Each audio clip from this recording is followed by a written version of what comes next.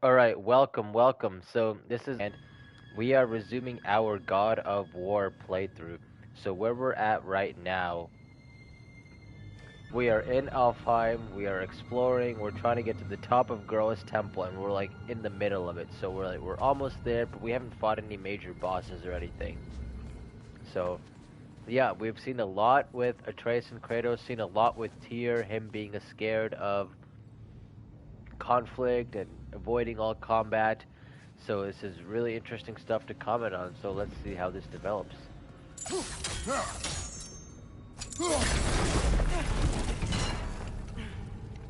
Dang, he jumped up quickly. Hello, welcome. Yeah, so right now where we're at, we are trying to find.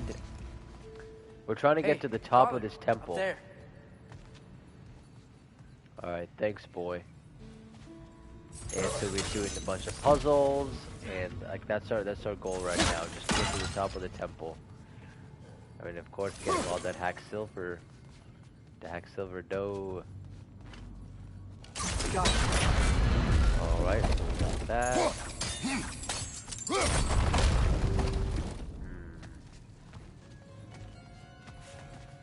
Oop, always got to get the treasure. Always. That heck silver dough. But yeah, welcome. Where are you from? And what's your name? Is this the first time you ever tuned in? Ooh, I see this.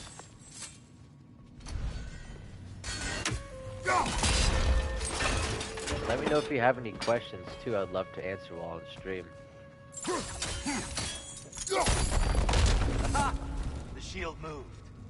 Ah, thanks, Tyr.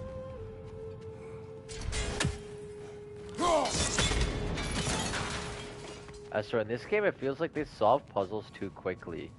Like, you barely get a chance to even look at it, and then, like, they'll tell you what to do. That looks right.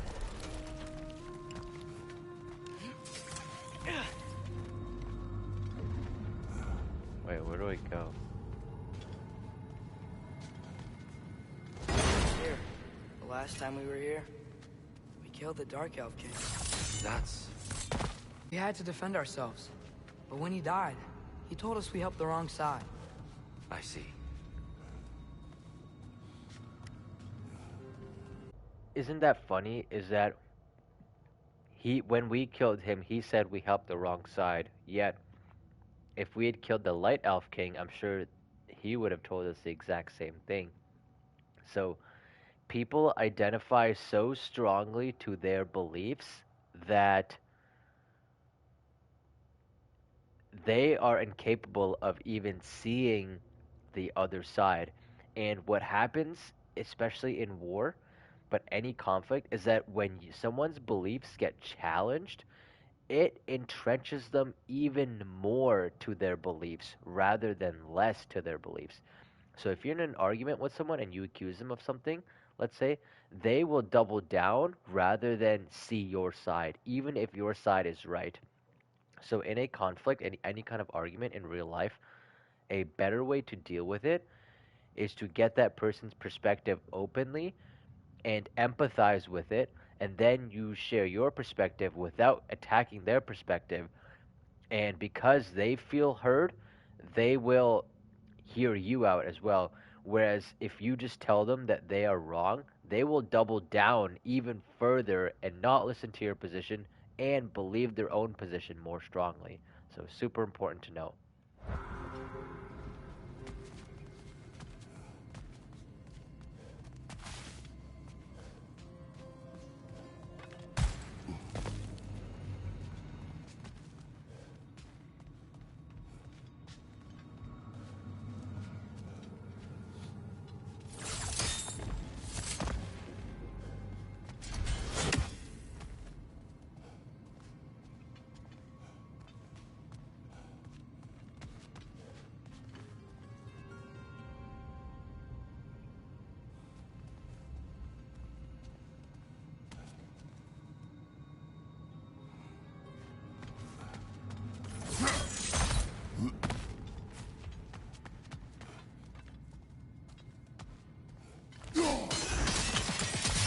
Fine job, brother.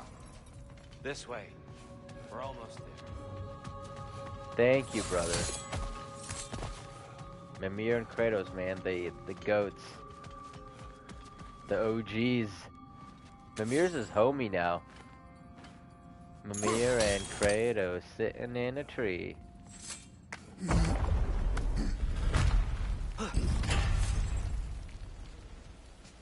Do you still hear something wounded out there, Atreus? I think so. It could just be the storm. Interesting. Perhaps we can Something investigate wounded. once we've uncovered a mysterious seer's hidden prophecy. Alright, but yeah, welcome, welcome. Tell me, where are you from? I can't see any usernames, so I don't know who's joining. But welcome to the The stream. central chamber will bring us to the top. Once we find our way past yet another light door. And some more enemies, I assume. PA. Well, nice to meet you. Yeah, did you find my channel on TikTok? Or through Twitch?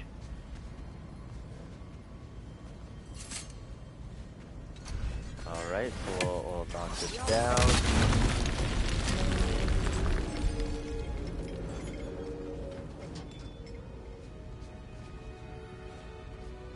There's some soundstone up there. It pairs quite nicely with the Twilight Stone. A knack for interiors, these light elves. Okay, these guys have got to stop solving our puzzles for us. Thank you, thank you. Well, stay tuned. I'm gonna keep making more and more. And yep, I do them live too. So literally, as I'm playing, I'll think of stuff on the fly. So, yeah, stay tuned. But they've got to stop solving the puzzles for us. It's facing the wrong way. Okay, like, I think there's an option, right, where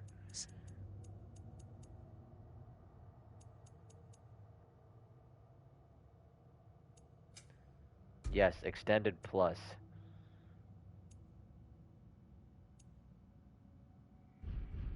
Extended plus, yes, please don't Maybe tell if we Allow me to speed this up. no, don't tell me how to solve the puzzle. Let me freaking The angle solve should it. work, Kratos. What the fuck? What?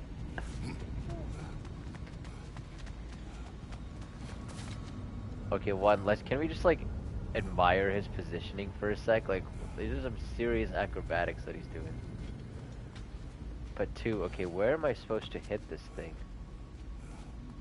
Let's see. Oh, I see it, okay. Well done. At your service. Thanks, boss. Can't fight, but at least he can wreck the scenery. But yeah, welcome, guys. Welcome. Where are y'all from? Ah, the light of Alfheim. How stunning. The light of Alpha. All right. So I assume we're gonna have a boss battle as we climb up here. So let's make sure we got everything. No treasure to be found.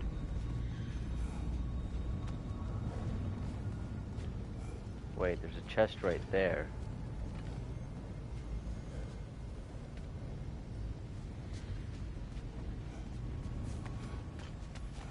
Wait, can I not? I guess we're not allowed to get there yet. Georgia. Ooh, I used to live in Alabama actually, so I'm very familiar with Georgia. Where in Georgia? Like maybe like Atlanta or something? Ah, there we go. Your Okay. father is indeed thorough. Of course, yes sir. Limitless. Limitless what? Power? Growth? Ambition? A bit vague, isn't it?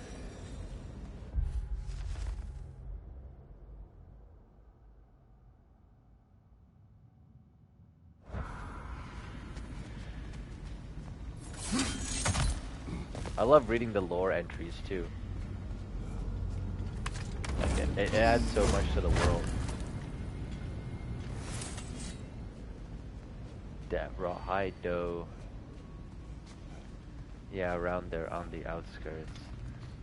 Yeah, Atlanta's a crazy city. Like there's so much driving in Atlanta, like I remember feeling stressed out just being there and taking Ubers around. Like that was stressful going around that interstate. So I can't imagine like living in that city.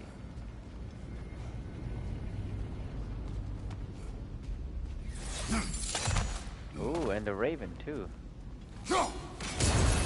Alright, we killed that guy.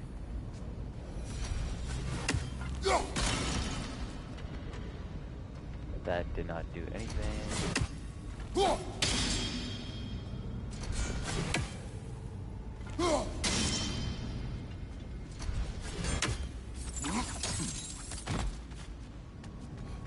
Yeah, but are you guys interested in mental health or like just God of War in general? I'm really curious.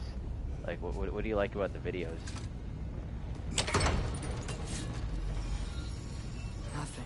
What's wrong? I could hear Mother inside last time, but I can't anymore. Her soul is one with the light now, united by forces older than Odin himself. She is at peace, Atreus. I hope so. When Father went inside the light, he said You went inside the light of Alfheim? Yes. And yet here you stand, of sound mind and decidedly not incinerated. You must tell me, Kratos, what did you see? That memory is for me alone. But I felt only moments pass. Didn't feel like moments to me. I was trapped. Atreus overcame great odds to save me. One could but only imagine. Well then, Groa's triptych awaits. So, What I like right there is how much credit Kratos gave to Atreus. He admitted somewhat of his mistake. So actually, so one, he maintained his boundary, which is good. He said that memory is for me alone. So he maintained his boundary. He doesn't have to share that with anyone. So that's good. But then two, he acknowledged how much sacrifice Atreus had put in to he acknowledged how much sacrifice Atreus had put in that moment. Because if you remember, that's when Atreus had killed like 50 people using the axe while Kratos was trapped in there. And then Atreus was mad at Kratos because he had left him all alone. And Atreus was like much younger back then. So the fact that Kratos is acknowledging that is he's showing like he is showing emotional understanding, and I think that's super super important. did you ever meet Groa? And it makes Atreus now trust Kratos more too. Many times. But she was plagued by constant visions, so conversation was difficult, to say the least.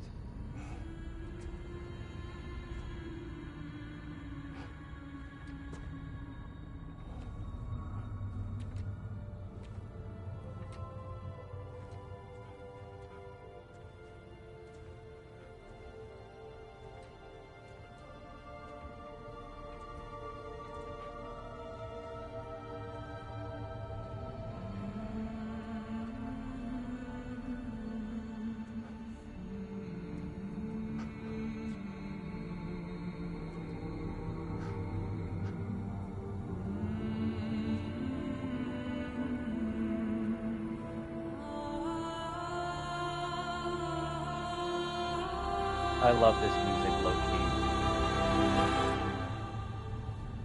What are you doing? I heard something. Father, she's gone.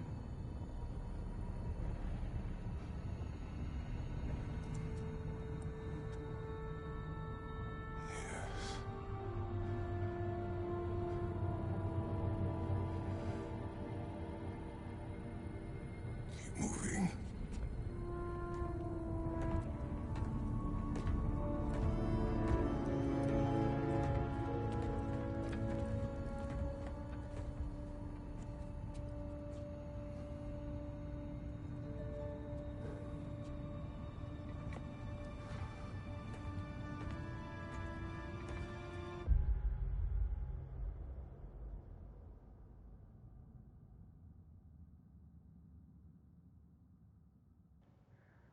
What's really good about that moment is that it captures how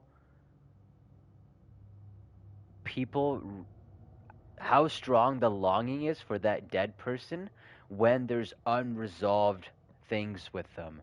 This happens a lot in real life where if somebody dies suddenly, then it's like there's a certain void that's built in, and all these questions that you had, all those conversations that need closure now will never get closure.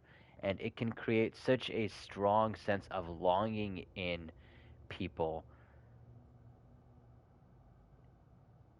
that they may even want to join that deceased person. A lot of elderly couples go through this when, if like the husband dies, the wife of 40 years, all she wants is to be dead to join her husband. So we know this is happening to Kratos because there's so many unresolved questions that there is that Faye did not answer while she was alive. So I'm not necessarily that Kratos wants to die, but he most certainly needs that closure, and I'm glad that Atreus is the one who's rational enough to say, "Hey, like this is not okay, father. I understand it, but like it's not okay." We're almost there. Huh. They've changed some stuff. Last time, there was all this hive stuff up here. This place looks So beautiful many dark now. elves. God damn. All this time, I thought the Dark Elf King... I thought all the Dark Elves were... Tyr, Yes? did we help the wrong side? Are you certain that's the right question? What's the right question? Is there a right side? Exactly. What do you think, Atreus? Is there a right side in this war? I don't know. Then perhaps you shouldn't pick one.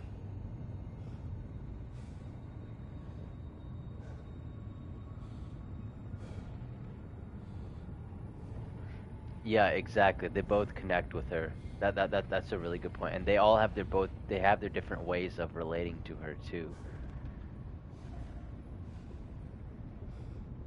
I think a big reason Atreus wanted to find Tyr in the first place was so he could get answers about his mom, which Tyr hasn't really been able to provide, so that was a big disappointment for him. And of course, Kratos wants to find more information about his mother or not about his mother, about his wife, because now like he feels like he doesn't know his wife at all, and he feels powerless that she left, and there's all these questions. He feels like he barely even knew her, and she set them out on this journey.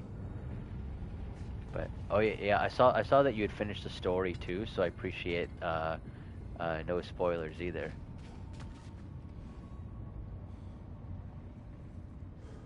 All right, that was a good conversation.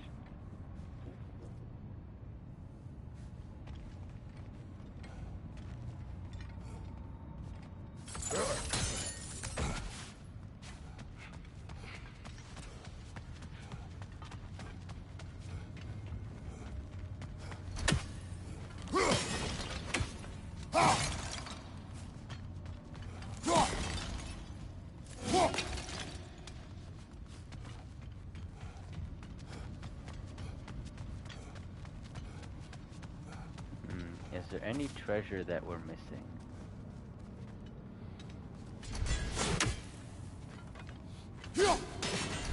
So I think that's this is where we were in the first game, right? We were at the bottom there.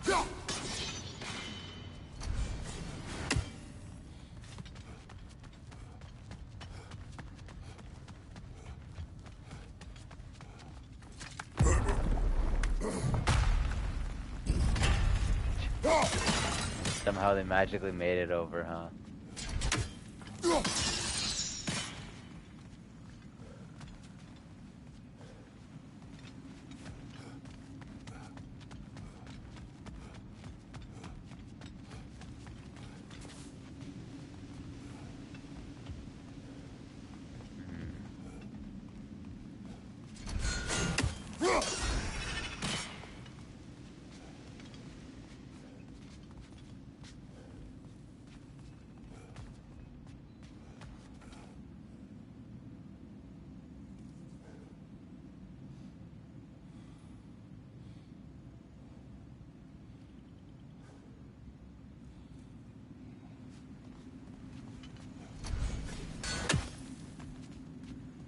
So, is this the same?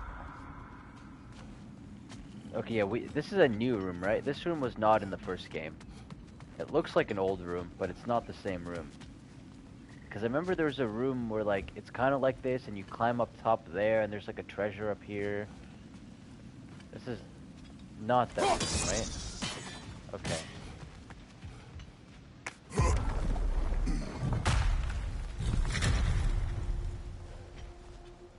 Holy crap.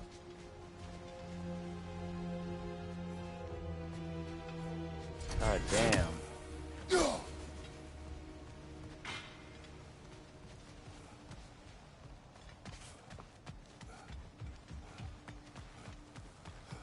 Treasure.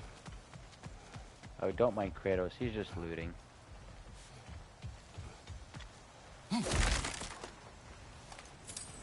The heck, silver dough.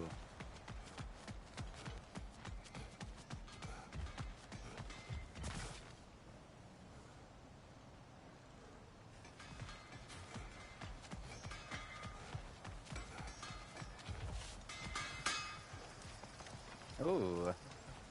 Well, look who it is. I knew we'd left something behind. That slag deposit, though, can't live without it. Do you believe in fate, Sindri? Oh, of course not. You think I'd wash my hands this much if I thought that what I do doesn't ultimately matter? There's only one thing with any say over how we live our lives, and that's us. So that's really interesting because many people have the opposite perspective. They feel that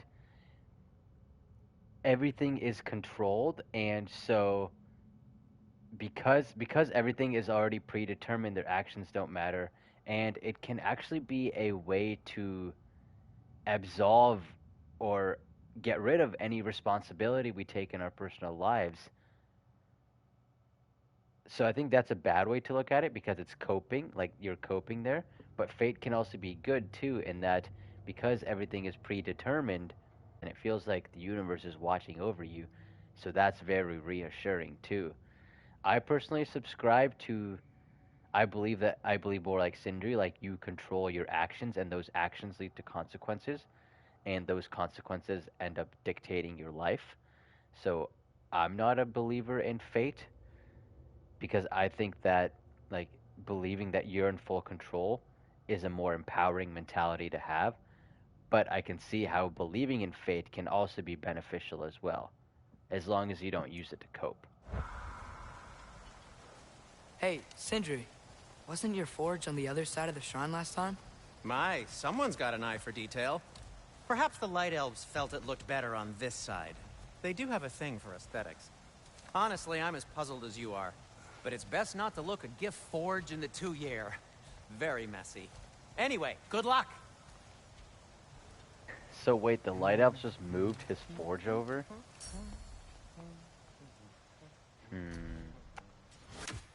Okay, well first off, I know we need a resurrection stone. We're out of that.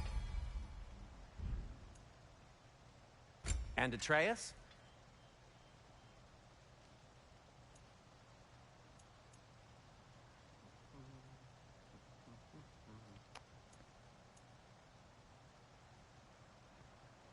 Damage. I prefer stun, honestly. Fashionable. Stun is so useful. Kratos? Like, I literally just, like, barehand opponents and then, like, stun kill them.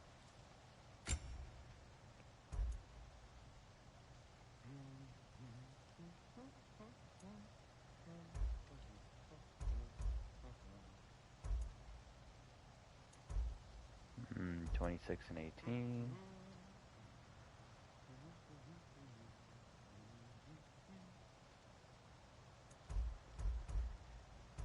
Honestly, I always just go for the strength builds. Gonna keep it spatter-free this time, right? Kratos?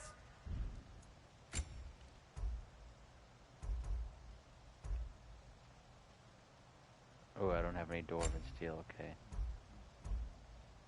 But I do have that forged iron, though.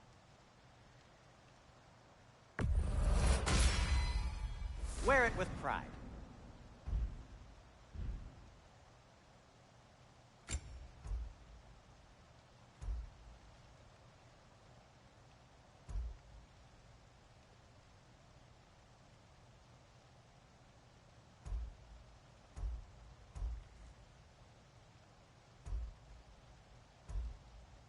Combo fit. Okay. Let's see. Make sure we have everything here. Okay.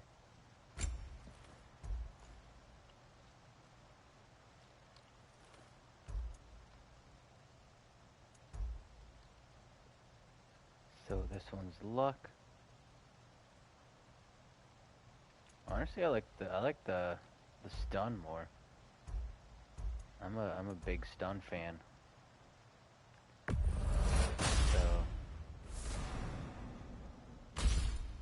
So I'm gonna use this one.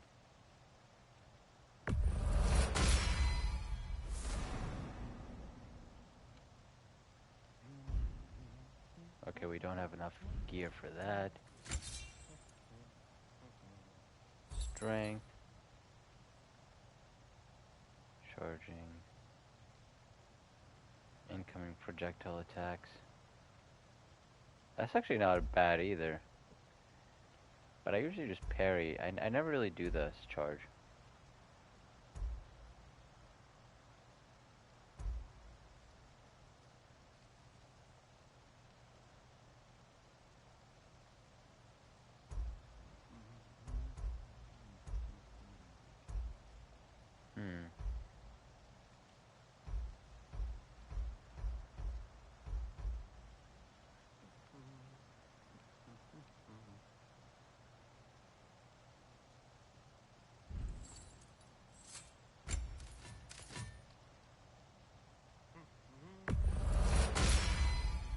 May it strike true.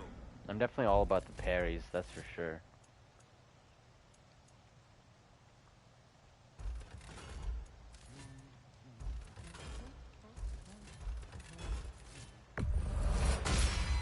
Because I feel like unlike Dark Souls games, the parries are not that hard in this game, like compared to like Dark Souls or something. The giants always did enjoy hiding their secrets in plain sight. Wait until you see this.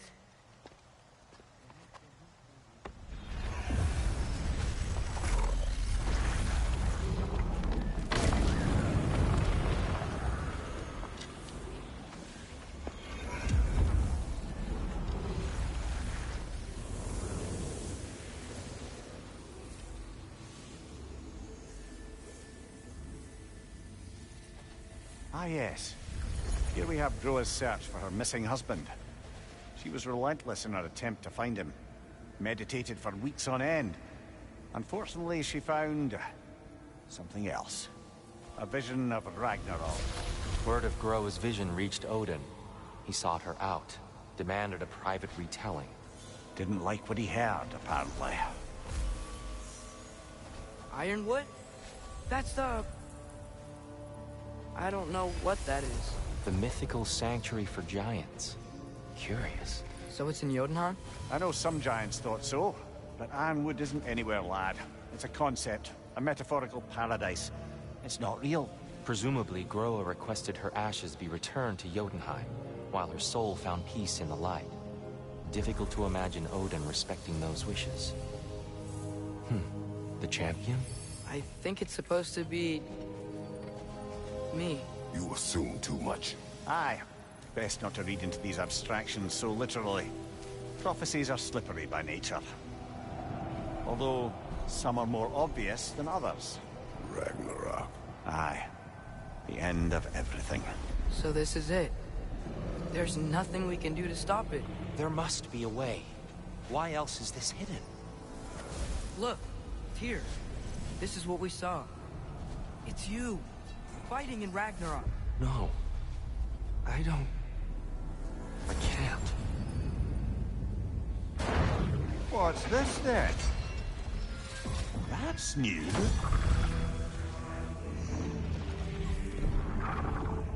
Asgard is destroyed?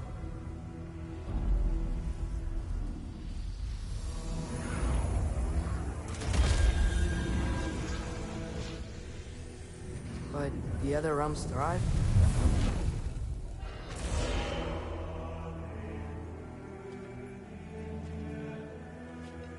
And Odin dies.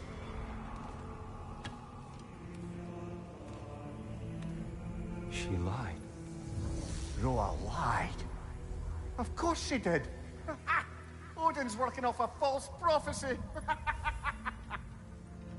So then, we can win Ragnarok.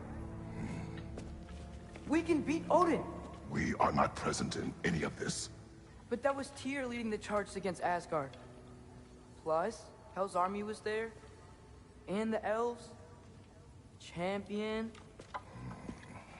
Okay. Whoever that is, doesn't matter. But for the first time, we know something Odin doesn't. We just saw we can win. Tyr? I won't allow prophecy to define my choices. But we just saw you. No, Atreus. This is wrong.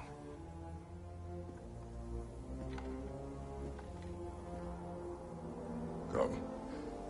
There is much to discuss.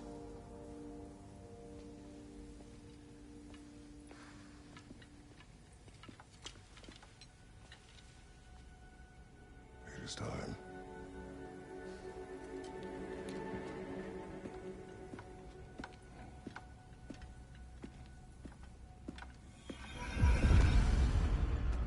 We can't stop Ragnarok.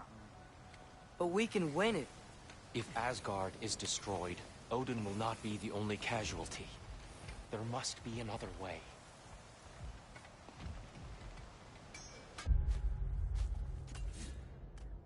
There's so much to just think about right there.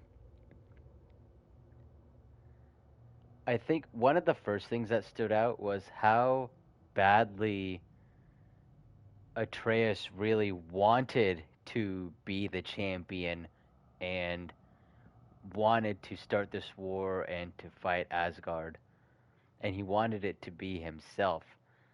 So one, that speaks to the idealism, of course, that teenagers and kids have.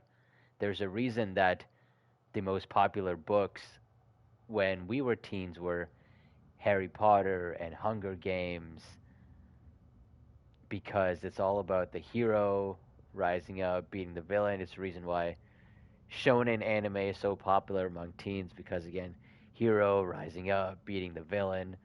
So it's really curious to see that here, that's the teenager's response, when the adults definitely look at it with a lot more caution and hesitation. So that's one thing.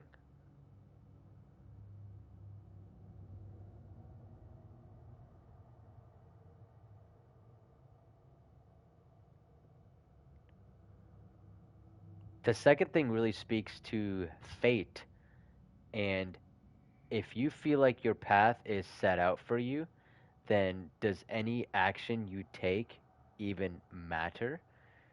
Right now, imagine if you were Tyr and you found out that you were the leader of this revolution that you are supposed to lead. Does that make you want to lead it more, or does that make you not want to lead it? I think that's really the downfall of believing in fate, is that it feels like you lose all freedom. And while that can be comforting for some people, for a lot of people, losing that freedom and that choice can really be devastating and make their life meaningless, and may even make them not want to live. And I know a lot of people who have depression really feel that, is if they feel like nothing they do matters, then what's the point in even trying? So yeah, those are my immediate two insights just hearing that, but I'm really excited to see where this prophecy goes. So, what'd you see? A lot. Roa lied to Odin. Ragnarok isn't the end of everything. It's just the end of Asgard. Just the destruction of an entire realm, is it? To say nothing of its citizenry, its wildlife, those ignorant and innocent of Odin's misdeeds. Enough. There is much to discuss once we are safe at home.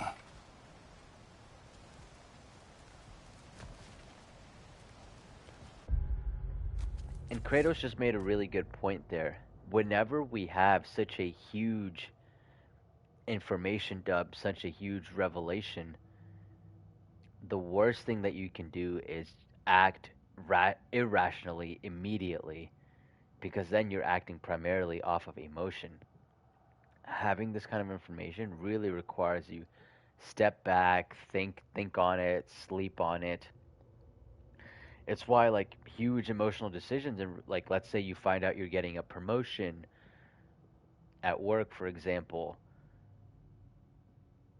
and but that requires you to move halfway across the country. You can't just, if you decide that on the fly, then that could be a really bad decision, and you need to step back and really assess your options. So I'm glad that Kratos is the voice of reason here to be able to guide everyone else, because if it was up to Atreus, he would have just rushed off to war and made that immediate decision.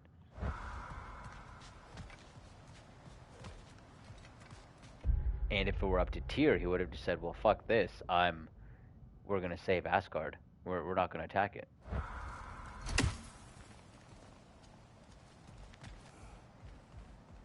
On our egress first. Agreed. Light bulb, Yeah. watch out! What do you mean agreed, Tyr? Just gonna sit there.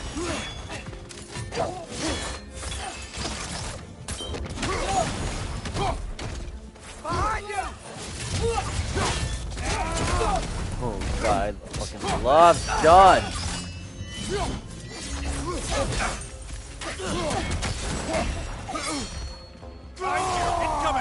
Nope. Rage these guys.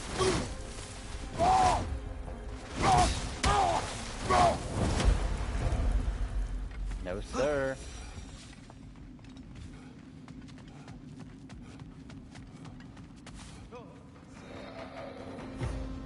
Ooh, fighting. Oh damn. Yeah, exactly.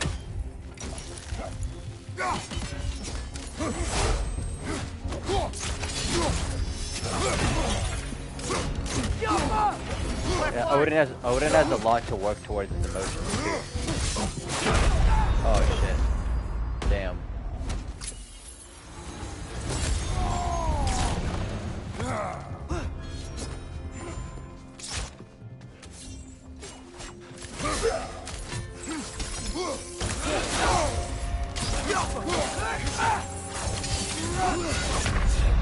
Oh, dude, I just got wrecked here.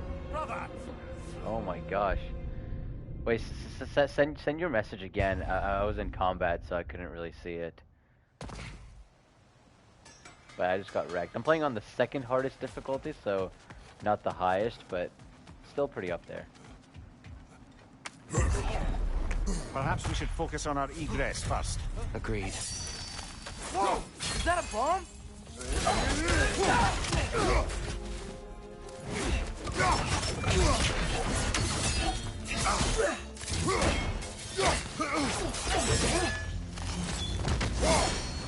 Oh, these guys just deflect my shit.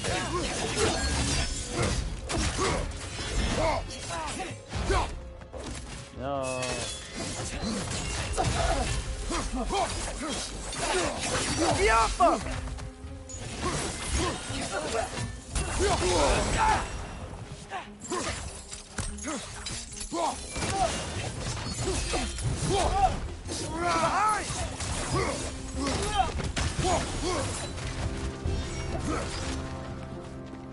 Where are the others? Oh no, I didn't mean to do that.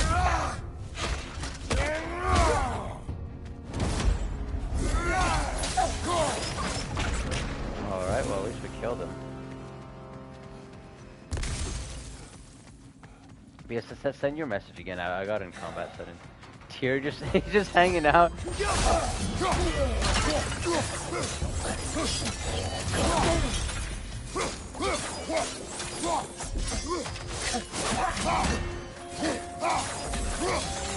Oh yeah, you are right actually. They do have very different ideas about what the prophecy means. Like, and they're really opposite too.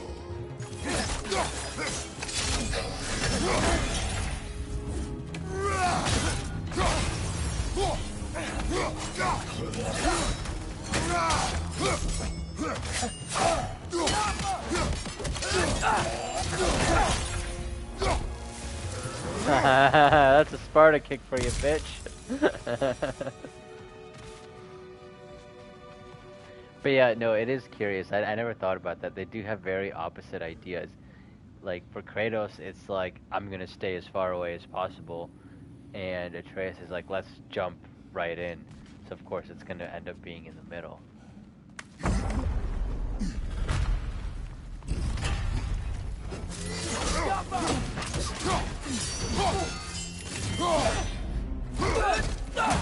I remember in the old game you could actually just kick him off. Yes, done, baby.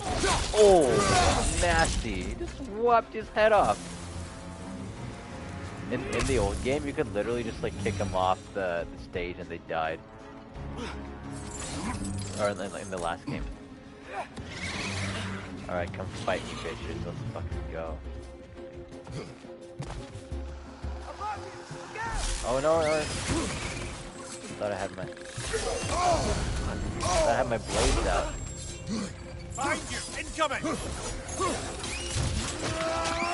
Oh, that's my favorite.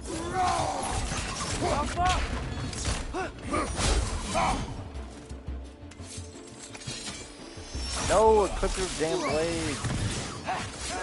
Oh, what?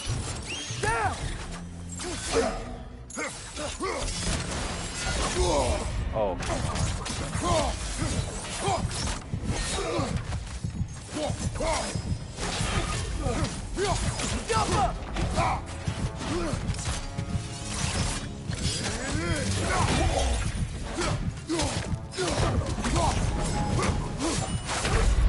Oh man.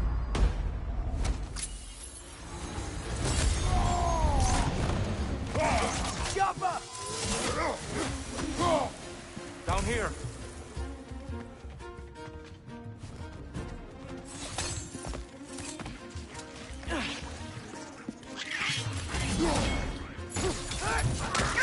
Oh, that's my favorite. He like crushes him with his hand.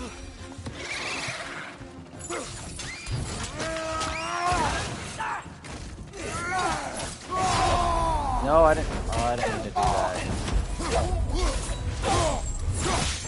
Oh my gosh, dude, the kills are so vicious. They're so vicious.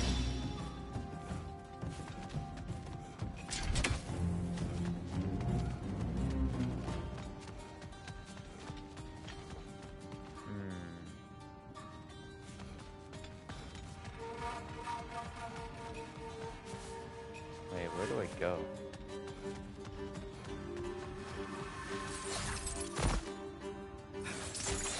Alright, there's the one. I think more are gonna arrive regardless of where we go here.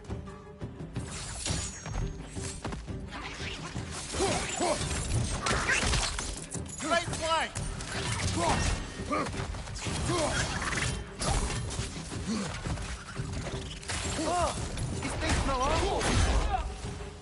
Oh, hello.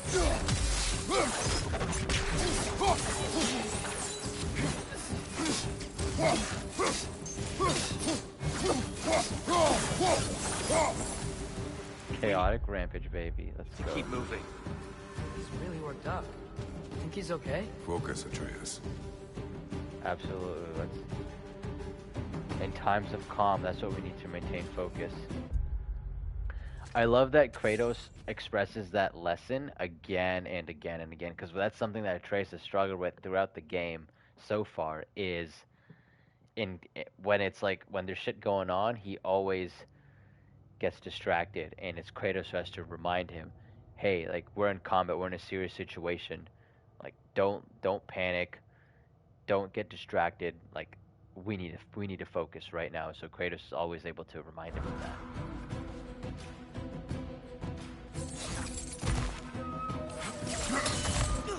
This way.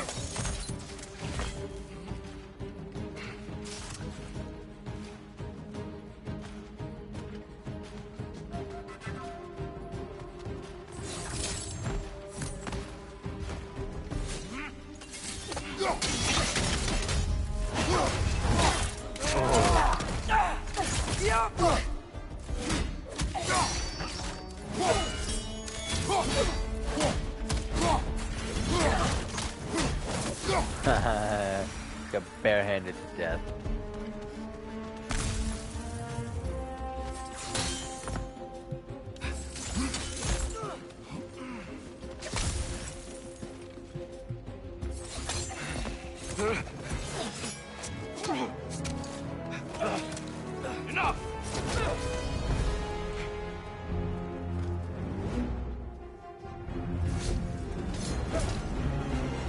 The Dark Elf Queen?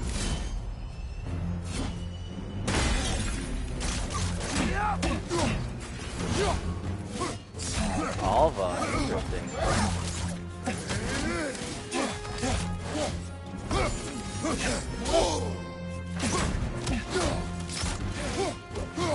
Use your shield strike, brother!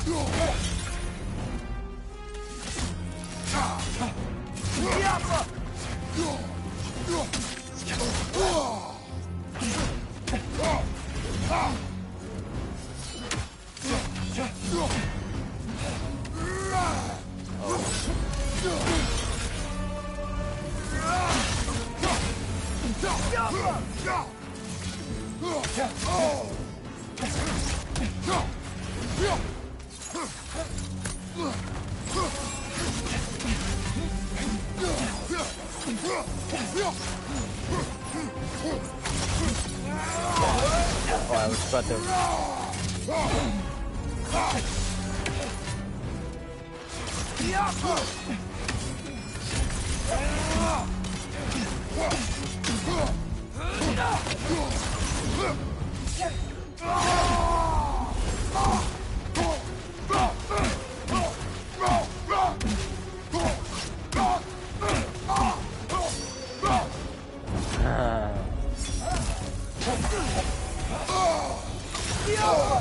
No, I thought I shielded all those.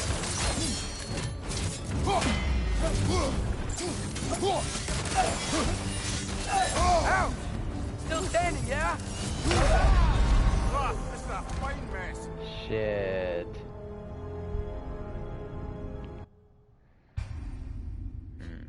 Alright, we can beat this guy, or this gal.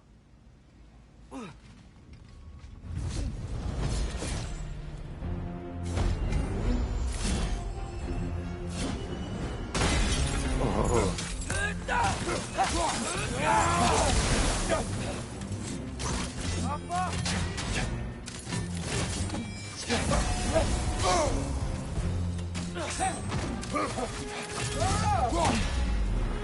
Use your shield strike, brother!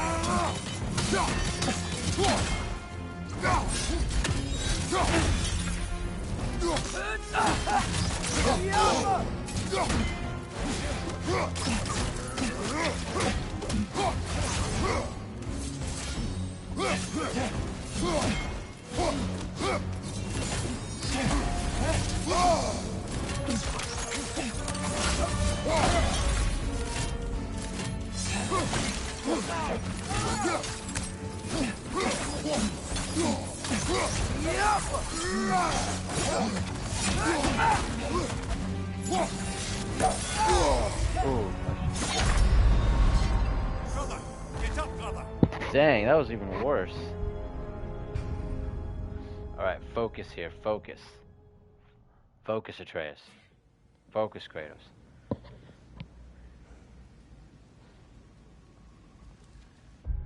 Also, just commenting on Tyr real quick.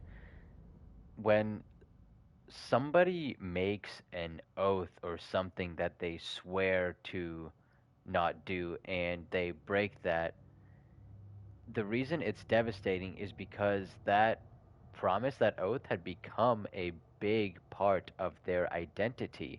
Like, it becomes much more than just a promise. It becomes a facet of who they are. It's just like a vegetarian,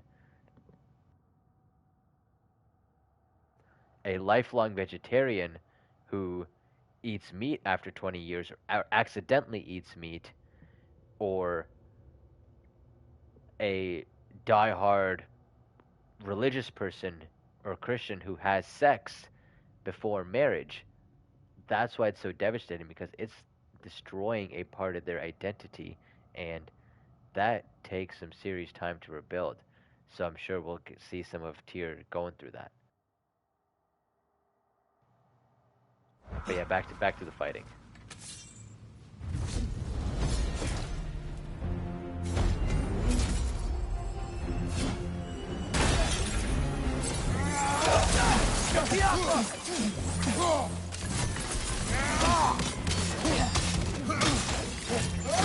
nasty hit.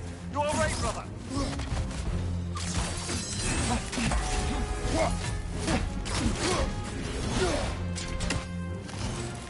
Use a shield strike, brother.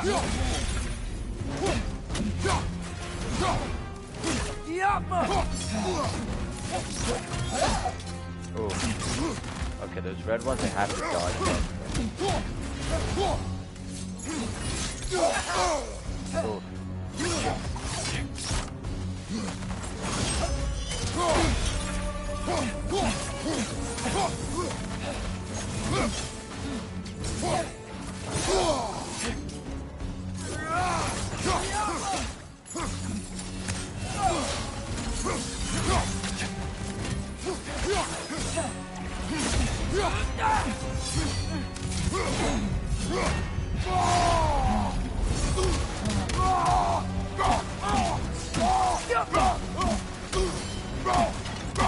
Oh my god, I have rage to do anything. Oh, come on, I thought I was gonna parry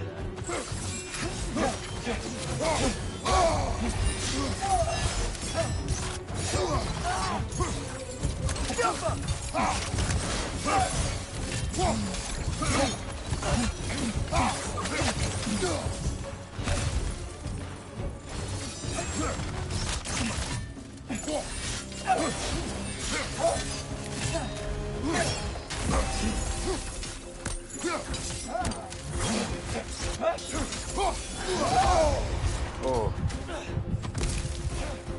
Shield strike.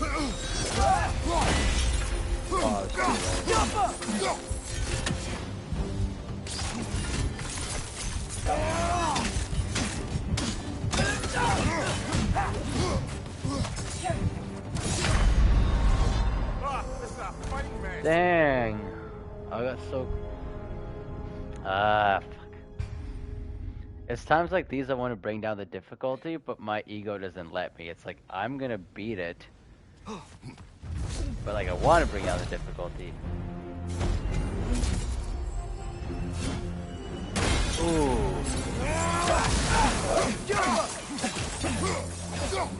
Oh, fuck, I didn't do that. May as well just rack up all the damage we can right now.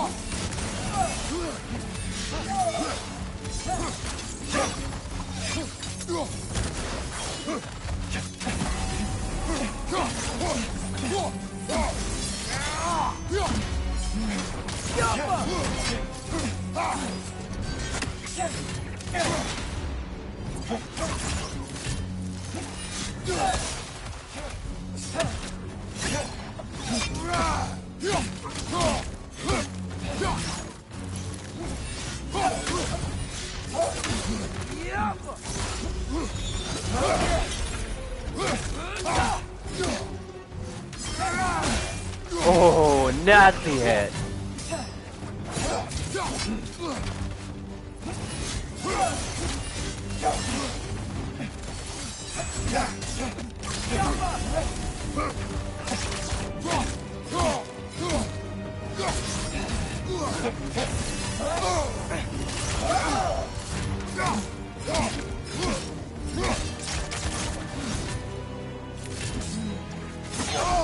No, no, no, no, no.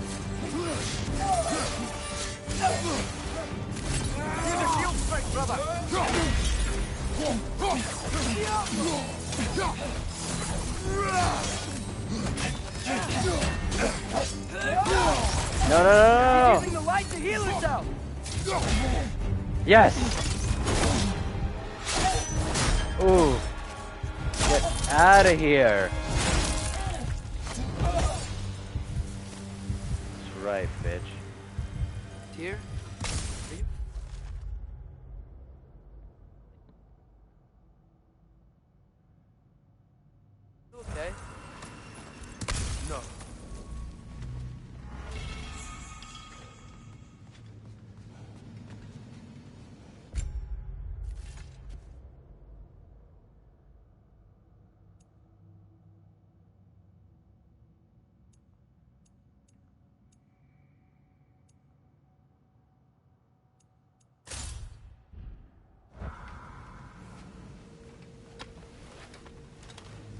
is over. It is far from over.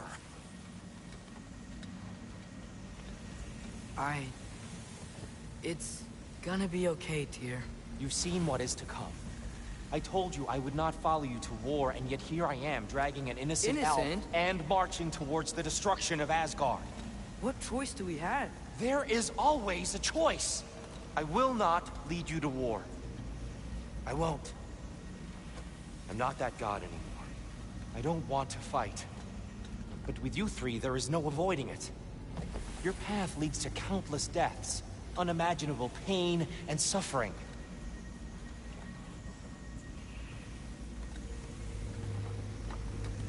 Oh no! No! Atreus!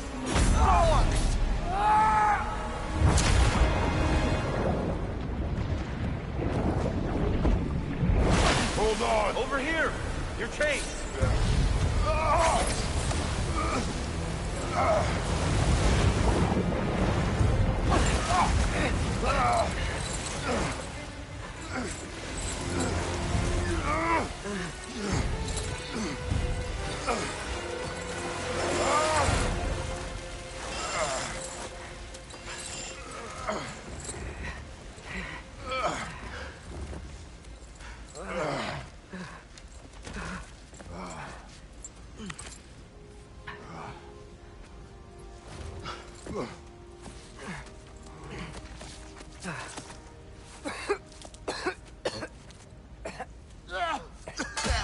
Agreed. Oh.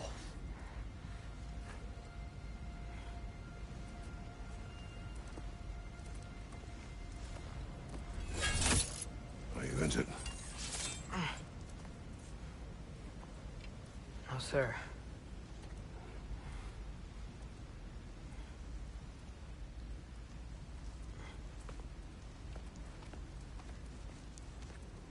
Hey, Tyr? Thanks. And I'm sorry about before. No. I am sorry. I should never have come. We shouldn't linger.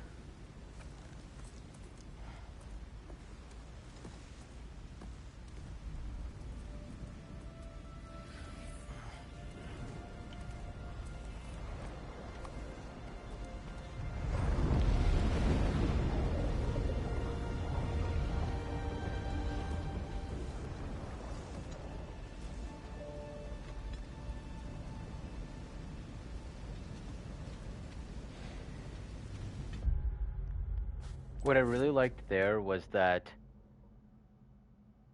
after they had been rescued, Kratos nodded to Atreus, acknowledging that it was Atreus's responsibility to address Tyr and to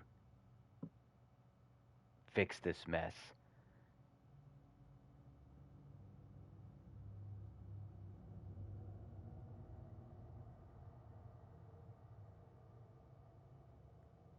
A lot of times parents will let their they will try to fix their kids' mistakes and their actions for them. But in this case, it's good that Kratos nodded to Atreus saying, you need to take your saying. Look, I do think they wanna do the dramatized right it a thing. little bit and according to for prophecy, Tyr, Speak especially no since more the of guy prophecy. especially War since will the not guy give didn't you the die. purpose you seek, Atreus. Only slaughter. so what are we supposed to do? Roll over? Do nothing? Enough. We will discuss our next move when we are out of danger.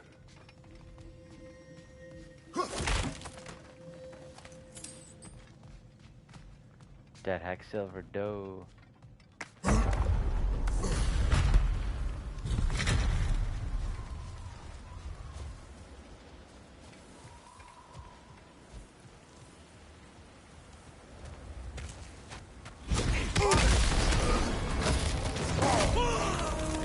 Dark Elf assault.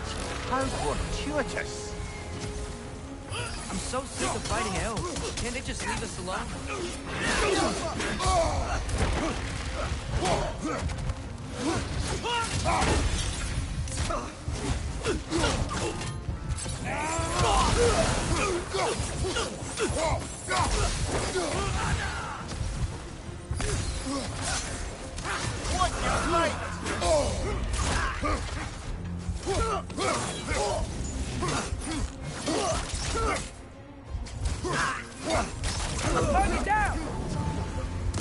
I'll just kind of watch you do that.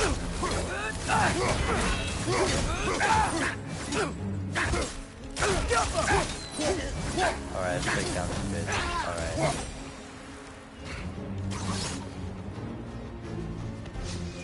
Wait, why are we still in combat? Why is combat music still going on?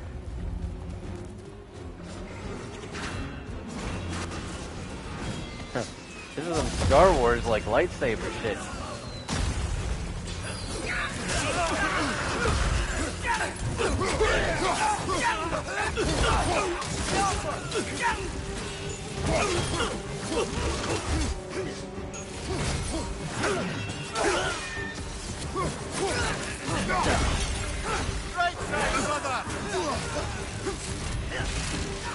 Where's my axe? There.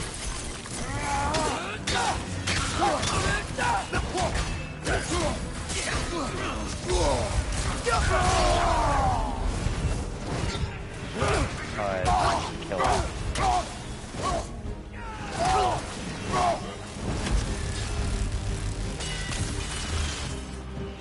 Alright, get this drop. The heck silver goes.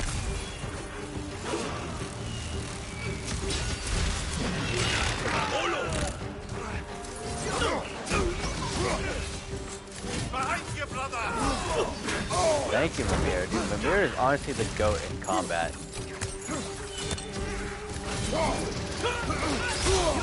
Oh, fuck.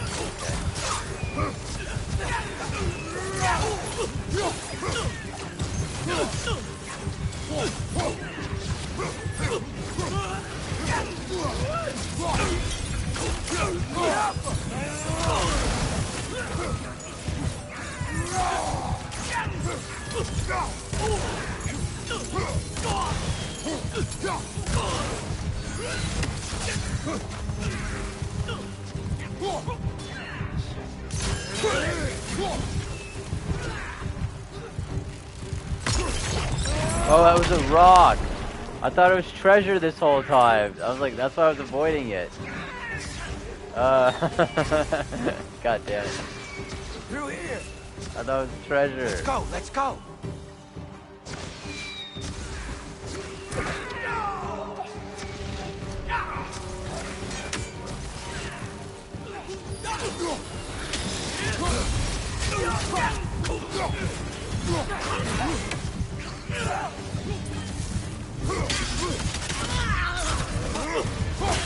Oh, that's like the Alright, what's better, the axe or the blades? What do you feel is better, axe or blades?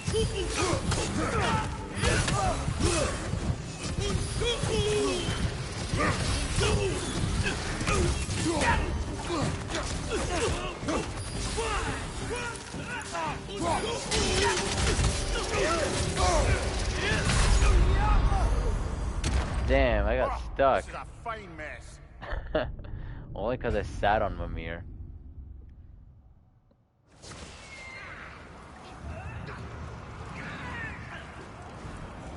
Let's go, let's go. Blades. I like the blades better too, honestly. Like there's, I don't know why. Like the axe feels more like it feels weightier, but the blades I think are cooler.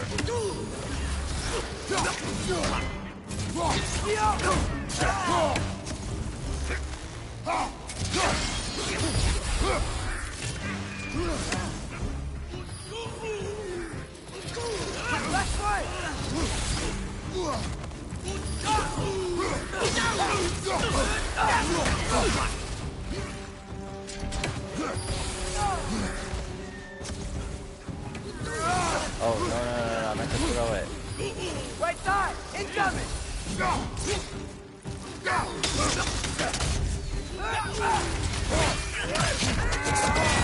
Oh, nasty Kratos.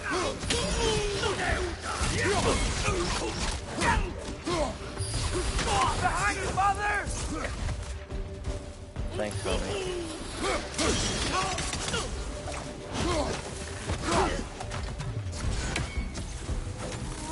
Nope. Right side!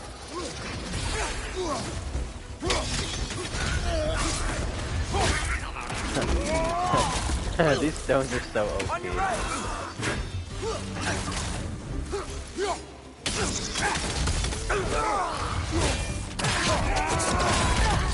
Yes. Farther this way.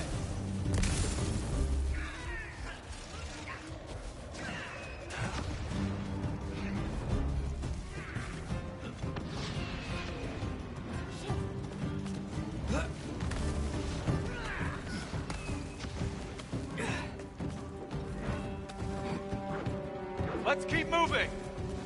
Yes, sir.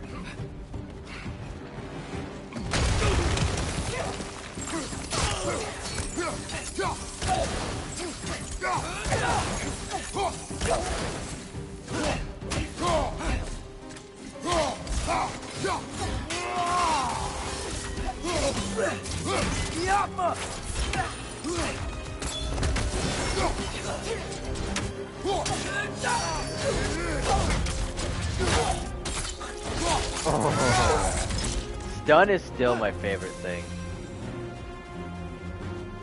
Like, I love bare hand even more than I like This way. blades or the other.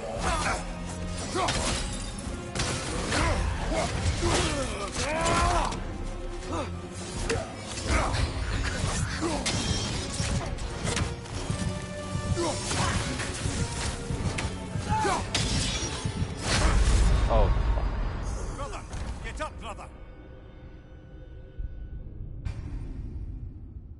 I gotta get better at this. I gotta get better at dodging.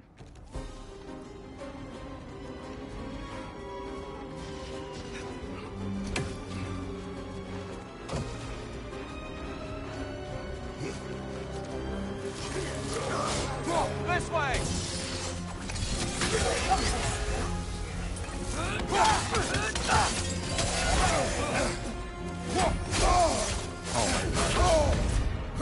That was bad. What the hell? Ah, it's a fine mess. Wow, it was terrible.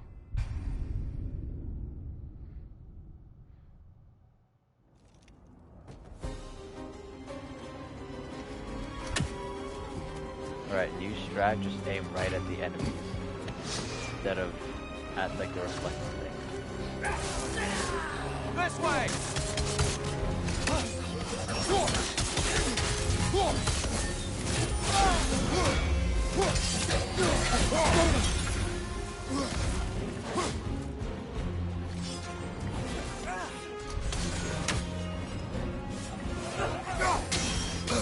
Oh, L.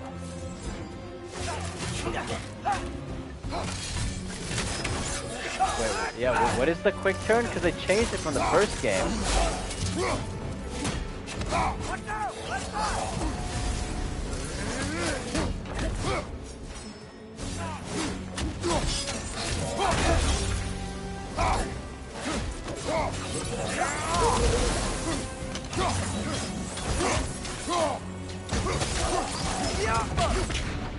What is it? L1 and down?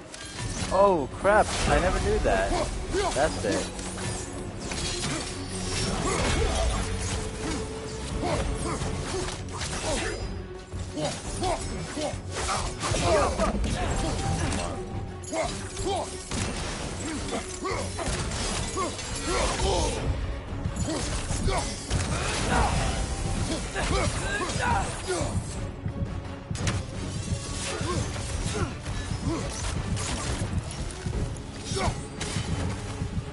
Yes.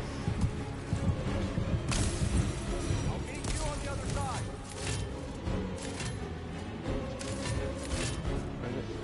L1 and...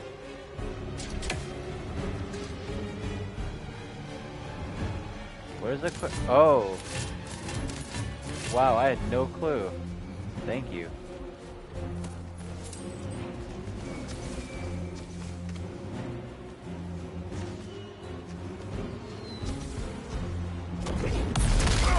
Kratos! Keep pushing forward! It's like an Uncharted game here.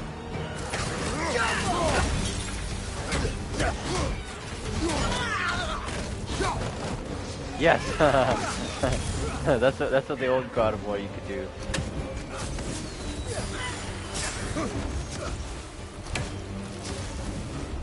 Come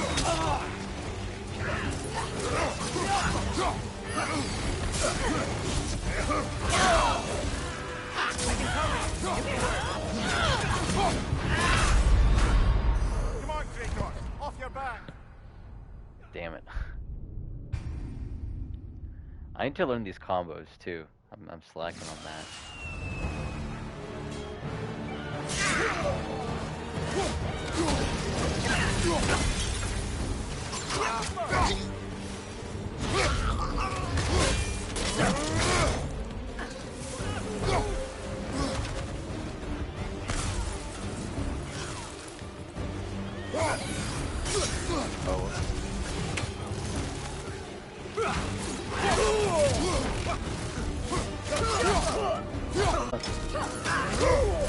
Yes. Done, baby. Give the word.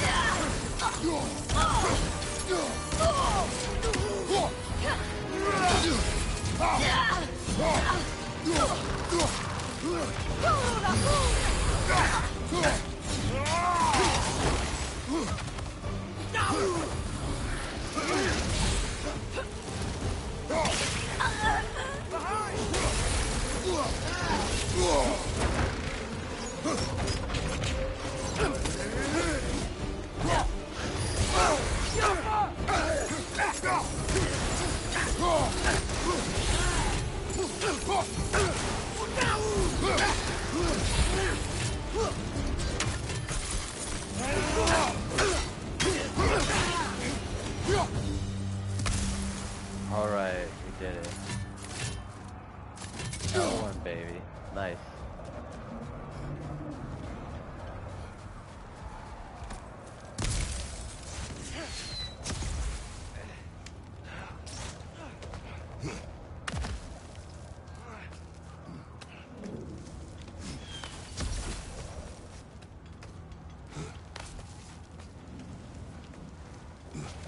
Can we leave now, please?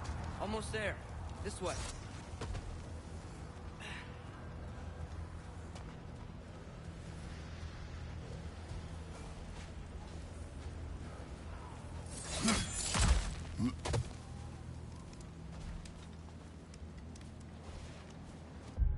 The way that Tyr is acting is how a lot of trauma survivors act when something bad happens to them or something they get reminded of again, is they develop such an avoidance response that anything that reminds them of that situation they have to immediately get away from because they're having a traumatic response, they're having flashbacks of whatever their incident was.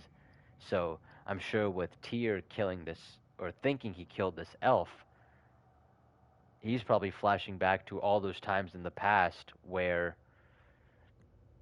he was involved in war involved in conflict, which made him create this oath in the first place.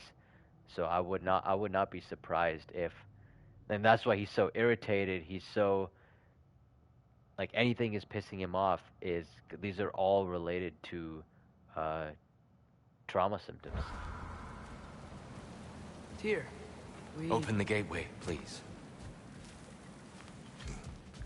But there might be treasure here. Oh wait, no, this is where we started. No, this is... Yeah, I've done all this.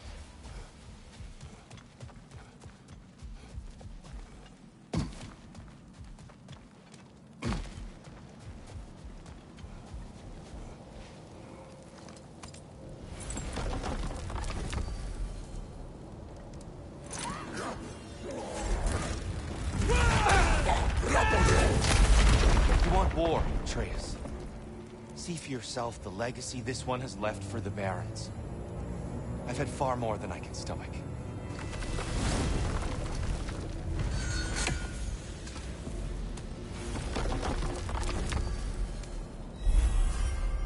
Where did he go?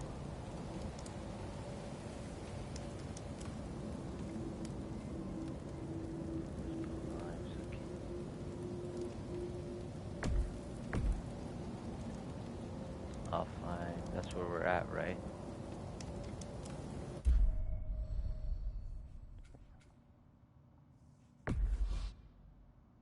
Wait, is this where we're Nilfheim? Is that where we're supposed to go?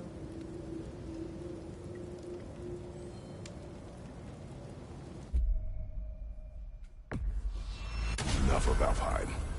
We will return home. Very well. I suppose the desert will keep.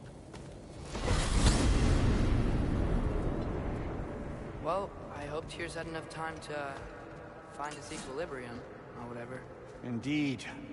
I saw flashes of the old god of war in him, but they were fleeting. There is nothing wrong with opposing war, nor opposing prophecy. I suppose that's fair. Never can be quite sure what the Giants meant by any of it.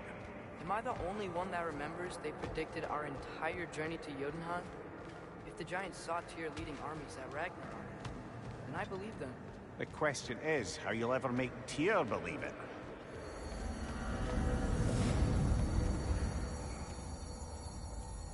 I've always loved how that dialogue times this loading screen perfectly.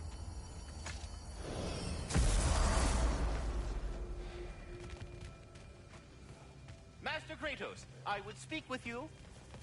It's the landlord.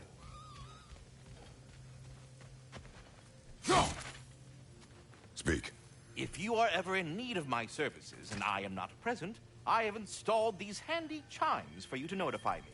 Simply throw your axe and strike the chimes, and I will attend to your needs. Would you care to take a practice throw?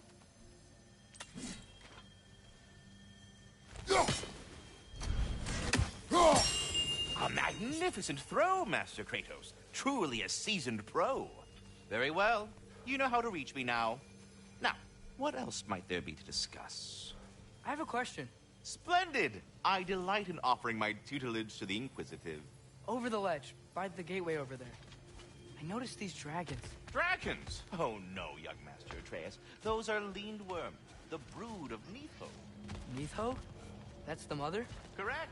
She's also a vital piece of the Yggdrasilian circle of life, as it were. I tend the branches up here, while Neitho chews the roots from below to prevent overgrowth. A delicate balance. So they're friendly? Well, they're not nearly so affable as myself, but there's no reason to expect hostility so long as they're left at ease. Neitho is a stern matriarch, as protective of her offspring as she is determined to teach them fun. That sounds... familiar. Well, I mustn't keep you further from your goings-on. Yeah, but no, that's a good point. Everyone is here because of Atreus. And I say that a lot too, is that like Sindri and the dwarves, they only help him because of Atreus and their mother and his mother. They don't help because of Kratos. Like Kratos is kind of a douche to them. Like he never thanks them. He's always like gruff with them. And Atreus is like the one that they actually like, especially Sindri, right? So it is really interesting. And Atreus is driving the whole story. Yeah, you're right. And it makes sense. It's kind of like in like The Last of Us. I don't know if you ever played those part 1 and 2, where it starts off as Joel's story, but quickly takes over to Ellie's, and then before long, it's like Ellie who's driving the main plot, and Joel is kind of the side character.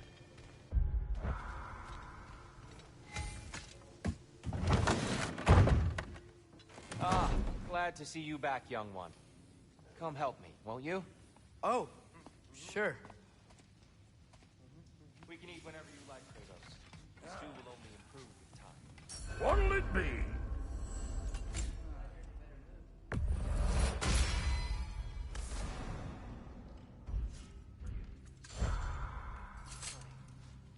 Nothing seems to settle my mind quite like cooking. Being locked up for so long, you forget how much joy lives in the little things.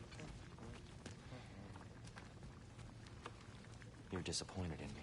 I never said that. You're kind that way. But your eyes say everything. I haven't given up hope on you. Oh. You really must. This vision of me in your mind, where I'm as good as Odin is evil, the truth is always more complicated. To imagine it's simple is dangerous. So you're really not going to help us? You'll have my wise and faithful counsel always. I wish I could do more. I really do. But for now, please, allow me to cook for you.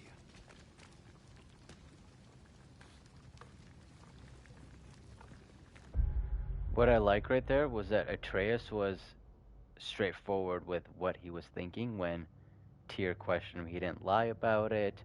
He he downplayed it, sure, because he's kind, but he didn't deny it either. But Atreus wasn't a dick about it either. So I really like the way that he handles him and how he does see the best in people. So for him, he thinks that Tyr going to war for them is the best thing for them.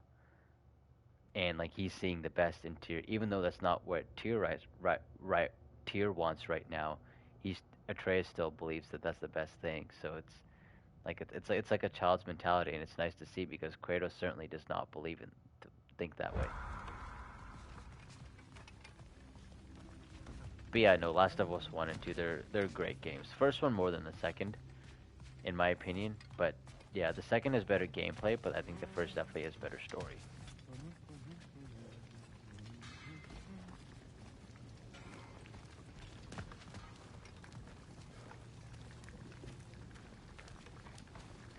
And I think we also have to remember that this is a man who perceives that he had his identity shattered after swearing not to kill someone for eons. He thought he had done that. So again, just like a vegetarian eating meat after 20 years or their whole life, it takes some time to recover from that, and so he's just doing that in his own way. And oftentimes that can require you to get out of your mind and get out into the physical world, something to ground you. And so like Tyr mentioned, cooking, and especially in real life, whenever you find yourself getting overwhelmed with things in life, rather than just sitting there and stewing at it, use a coping skill, something that you can use to ground yourself to the present moment instead of the thoughts about the past and future in your mind.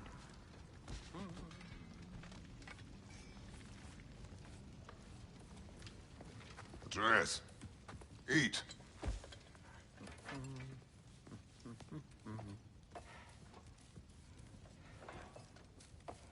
Oh, careful, careful. Thank you.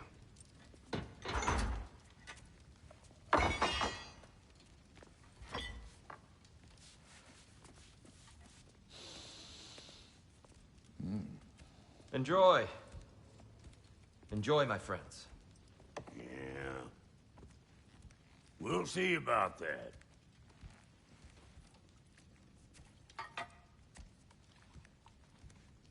Here you are. A meal fit for a champion. Enough. I said we would speak no more of that. Yes, of course. Didn't mean to offend. I'm not offended. It's just a word. The word that clouds your judgment. So, you really don't think it means anything? After the journey Mom sent us on? Everything we saw in Jotunheim? What was it all for? Don't you ever think about that? Every day.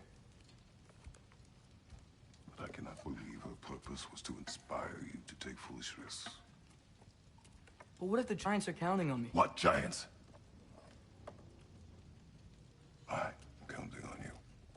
To be safe. To be smart. But... Use the judgment of a man and not of a child.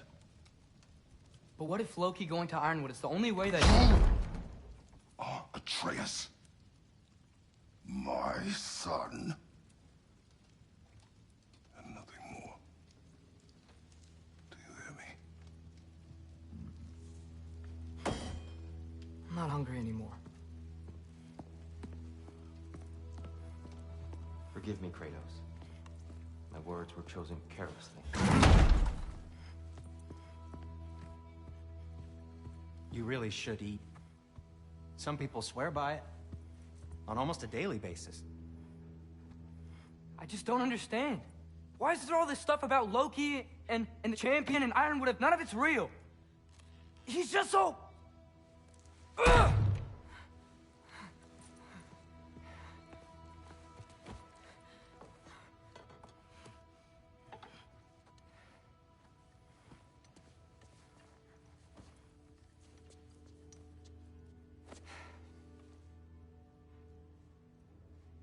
Mind if I give you the best advice you've heard all day? And possibly ever? Sleep. That's when all the troubles of your mind work themselves out. Sure. Fine. Sleep? Sounds great. I mean it. I do too. Get out of here already. Already gone.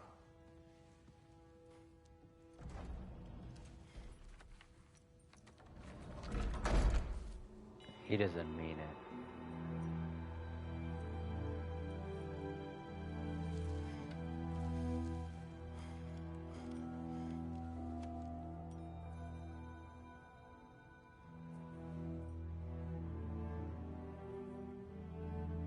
Ironwood.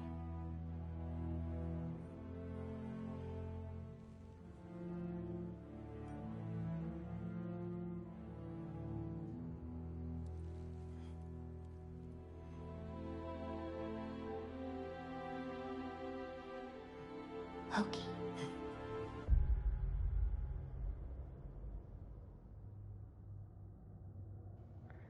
So a lot to really comment on that scene. One, I think that a big reason that Kratos was so mad is because he sees himself losing control of his son. Imagine you have a son, you name him Atreus, and then you find out that your wife has this whole secret thing that she doesn't tell you. So now your wife is kind of drifting away from you. Then you find out that your son is this like secret giant prophecy child, and now he's not really yours, and his whole life wasn't really yours, and it was all kind of away from him. He's not even the name that you gave him. So now he feels that he's losing his son Atreus. And the irony is that by challenging, and so he sees that Atreus wants to embrace this identity, right? Which really does scare Kratos because he's losing Atreus. And the irony is by confronting him like that on it, he only reinforces it to Atreus and pushes him even further away rather than closer. And so now I bet Atreus, he probably wants to go to Asgard and find out what he is. Remember, teens want to figure out their identity and who they are. And so whenever you deny that from them, they will push you away and seek it out on their own. So it feels to me like the whole game's building up to Kratos pursuing Asgard. Or Atreus pursuing Asgard, sorry. And then the second thing,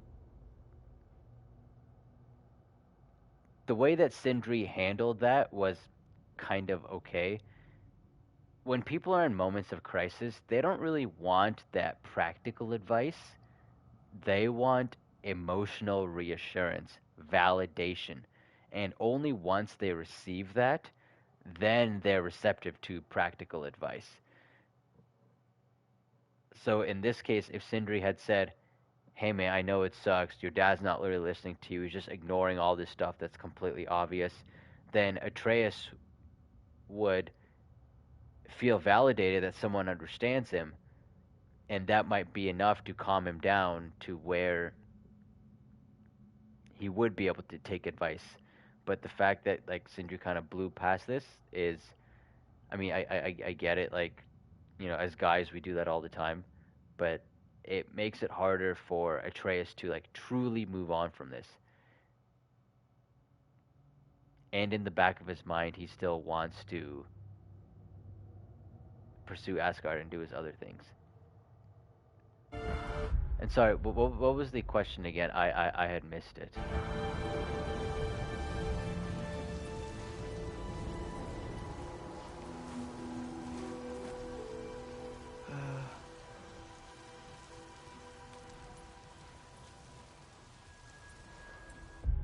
Yes, absolutely, Loki.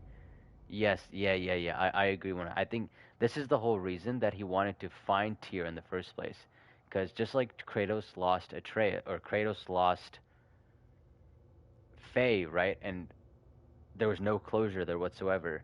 Atreus had no closure with his mom either when she died. And so now he goes on this journey. He finds out that she had planned all this for him and that he had a separate birth name. So, yeah, of course he wants to, because now it's a way for him to get those answers, get that closure with his mom that he never was able to get. And so now that Tyr ended up being a disappointment, couldn't give him any answers, now he's hoping, okay, like, where can I find those now?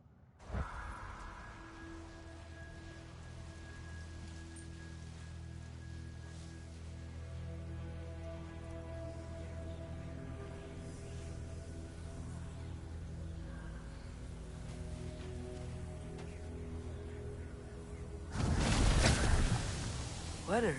I wish I'd known I was a god in Alphon. I wouldn't have felt so bad about killing so many elves. What's going on? Was that a mask? I mean, just knowing we're gods makes me feel so much stronger. Where am I? It's all you ever talk about, over and over. Do something about it or shut up already. Little people's little We're problems. sick of hearing about little people's little problems. Memories. And not nice ones. You broke the gate. That was the only way to Jotunheim. What do you want? Let's go, Numa! I don't understand. Whatever. Whatever. Whatever. Whatever. Whatever. Whatever. Whatever. Whatever. Hey, don't run off. Whatever. Can you tell me where I am? Whatever. Whatever. Whatever. Whatever. Whatever. Whatever. Whatever. Whatever. Whatever. Will you stop?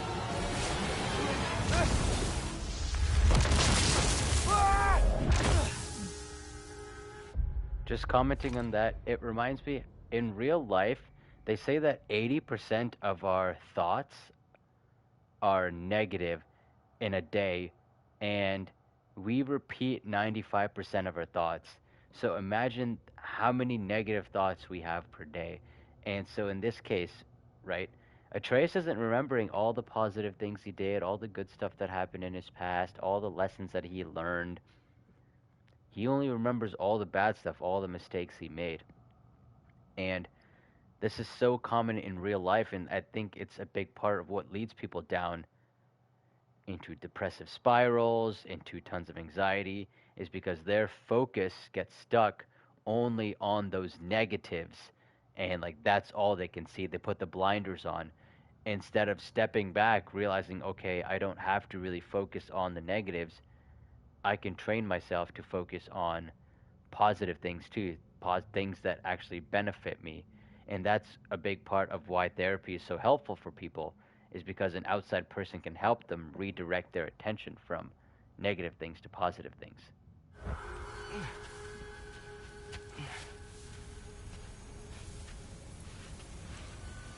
I gotta get out of here.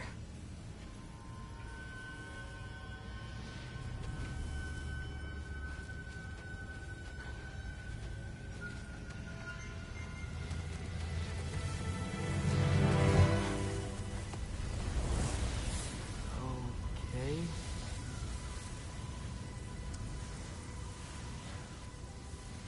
He should pay for what he said about Mother. Oh.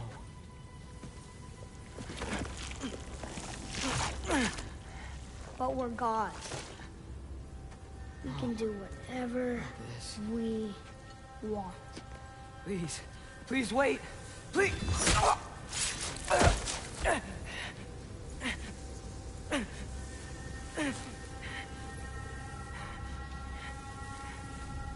is this happening? This is a much better knife than Mother's. Please stop!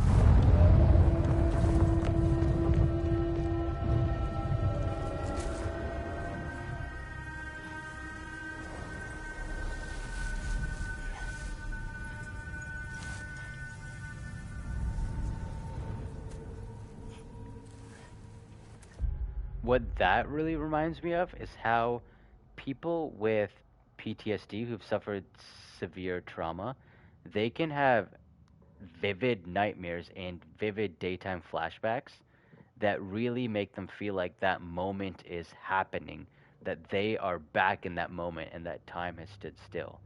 So, I'm not saying that Atreus has that and that that moment was a severe trauma for him, even though it was an impactful moment. That's a lot of times in real life, that's how people can perceive it because they relive those moments over and over and over again. They become hardwired into somebody's brain and nervous system.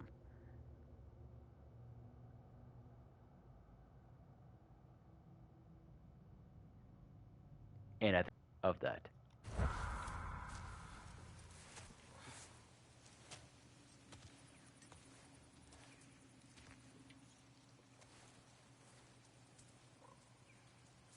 Where am I?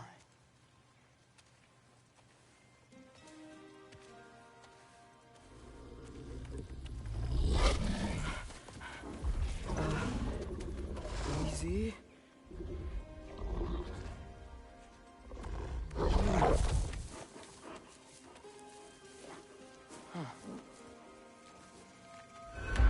Hey, where you going? Like, check out these Follow graphics you? though. Holy crap.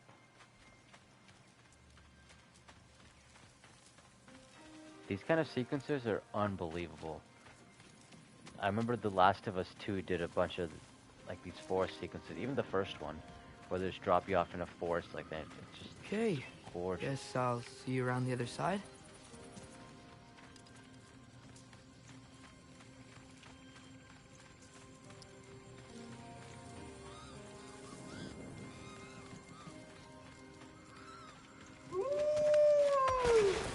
Where am I?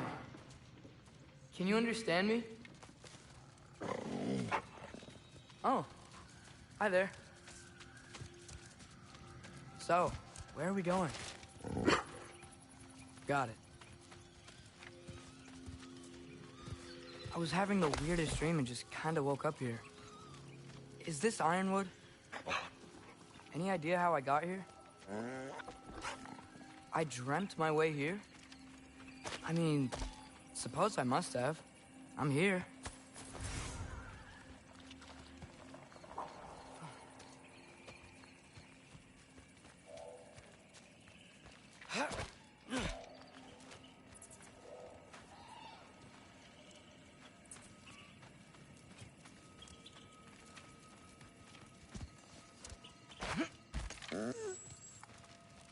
Scent? What scent? Oh, that might be Fenrir you're smelling. Wish he were here to meet you.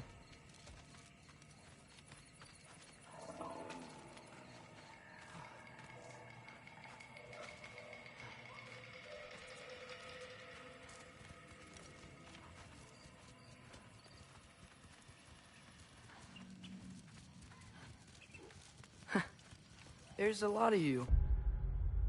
Oh, and I just realized a big reason that Kratos is really affected by this is because in the previous games, he lost his wife and son. He had killed them. So now again he lost his wife and now he feels like he's going to lose his son. It's devastating for him. I just realized that. Huh.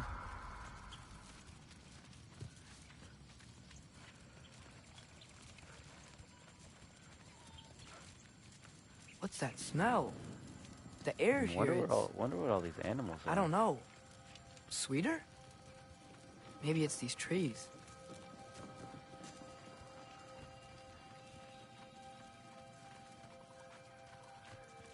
Ah! You tell me if you were gonna eat me. That's a joke, right?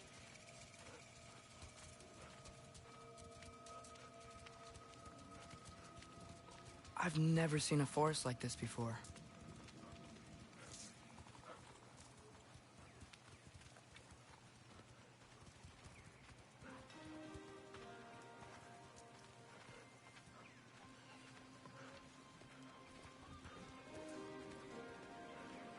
Through here?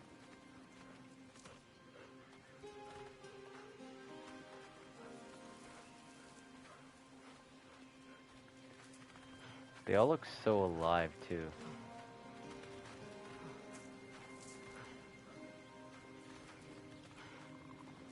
Maybe not their legs, but their heads do.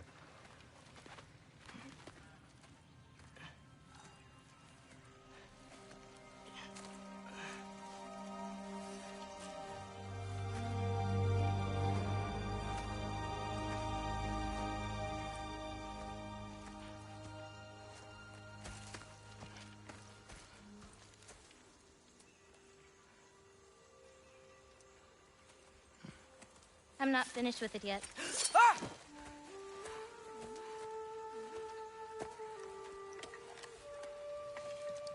Oh, hello. The paint is made from the bark of the Ironwood trees. They absorb the memories of the forest so that the paint remembers too. Memories of the past. Of the future.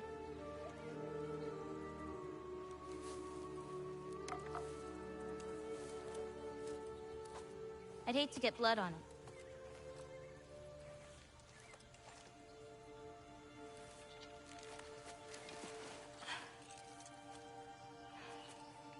Atreus found himself a girlfriend? Oh, it's really you. You know who I am?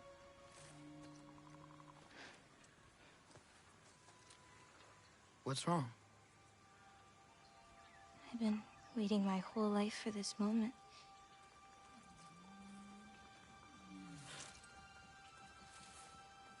Huh. You look weirder than I imagined. Oh. Sorry.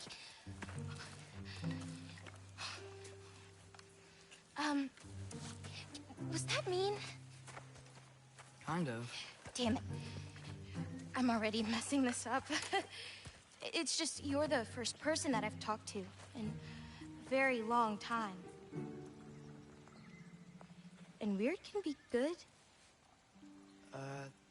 Thanks.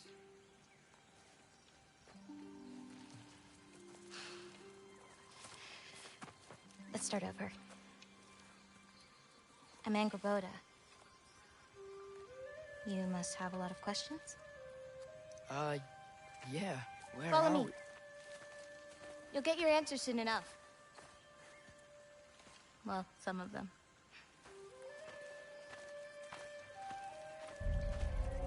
When you said you knew me? Like I said, you'll get your answers soon enough, Loki. Right. Is that not your name? No. It is my name. I'm Loki. That must be such a weird feeling for someone else to fully acknowledge that.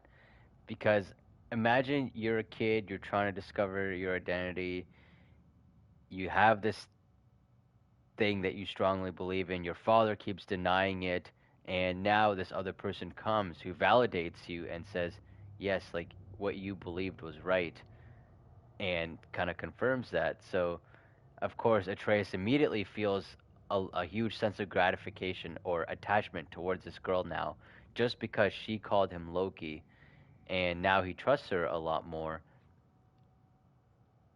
because he feels like she really gets like who he is inside, and we can already see how quickly Atreus is warming up to the idea of being Loki. Hola. Oh.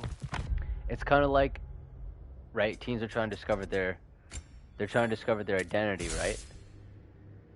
They're trying to discover their identity, and so that's a big reason why a lot of them may become goth or skater boys or identify with certain bands or even certain genders at times without truly feeling it inside, is because they're still trying to discover their identity. And any group that accepts them is like they'll immediately latch onto. So I'm sure we're gonna see that here.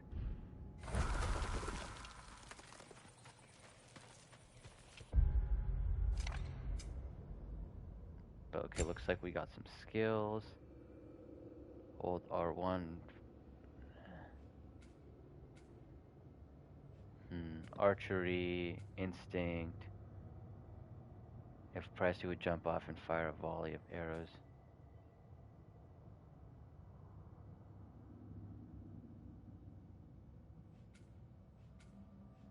Well, that's pretty helpful.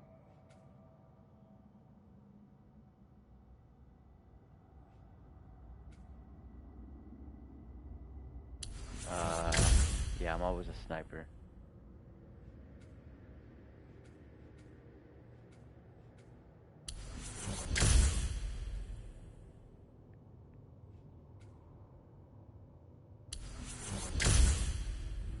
Alright, that's enough for now. This way. I'll, take my own path. So, where am I exactly? I was in this weird fog. Oh, I've heard this can cause to be disorienting. Still, you're safe here in the Ironwood.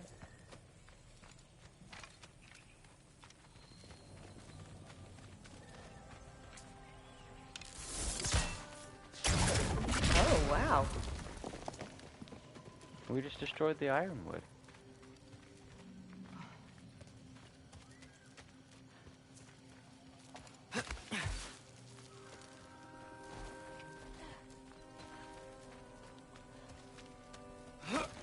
So, I thought Ironwood wasn't a real place. Clever, right?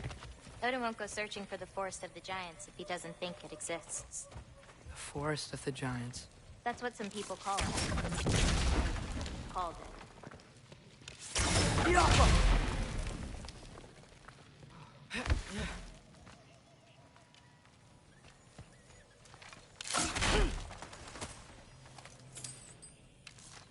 The heck, silver dough. Destroying the pot. Why are there pots on in a forest? Don't ask me.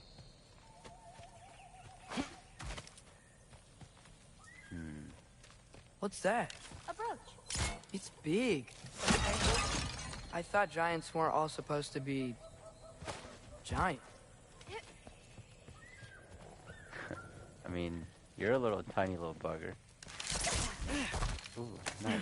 Got a little So, grappling hook. What do you do here? Paint, forage, survive, preserve what I can. But why wait for me? Because my destiny is to tell you yours. Because she wants you, little Atreus. You guys are gonna climb up a nice tree and tell nice songs to each other.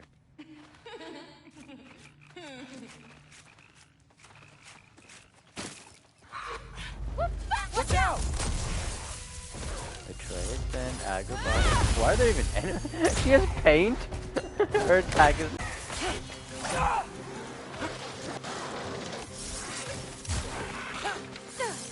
That looked like it hurts. Yamma!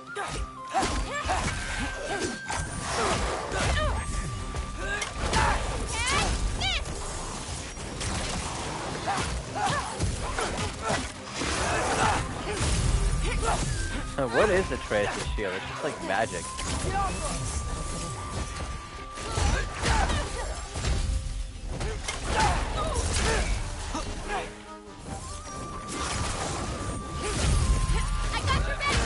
I don't think I've ever seen someone fight a jogger that... Thank you. Thanks. So, what were you doing before you came here? Surviving Fimbulwinter. Looting. Wait, is that a thing around here?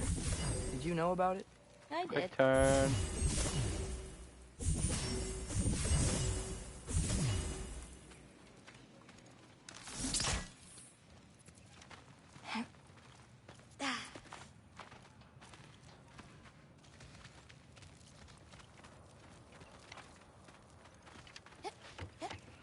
I'll be up above you, but keep Some going the cool way you're giant going. magic.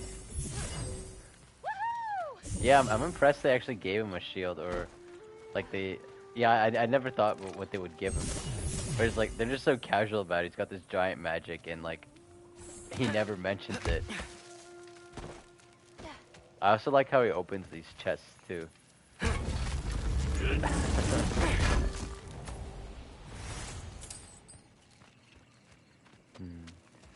Now does this game have the best graphics of PS5? It's insane. Like this game runs on the PS4.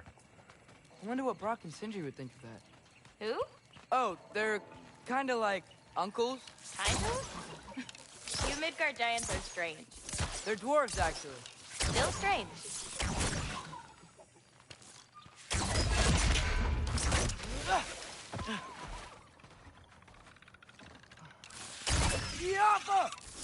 Oh, PS5 for sure. But see, like, that's the crazy thing. You can't even tell if it's a PS5 or PS4. It's that good. It must be crazy on the PS4. Yeah, I got super lucky. When I decided to start streaming, I was actually going to stream on the PS4.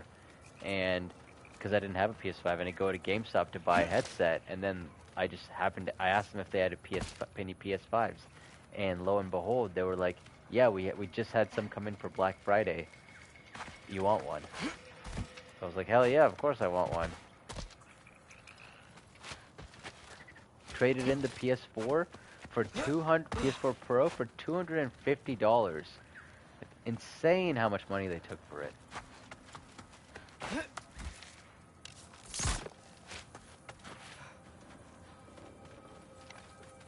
Wait, what?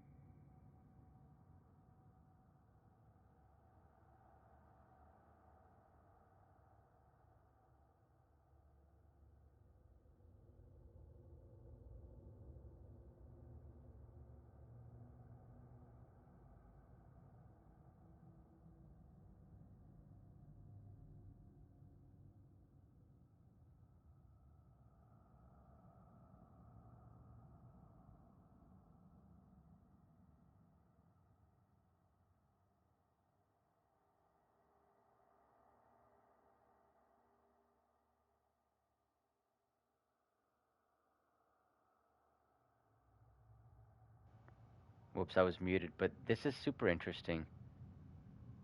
Knowing her and father's passings were just one branch in a great and ever-growing tree.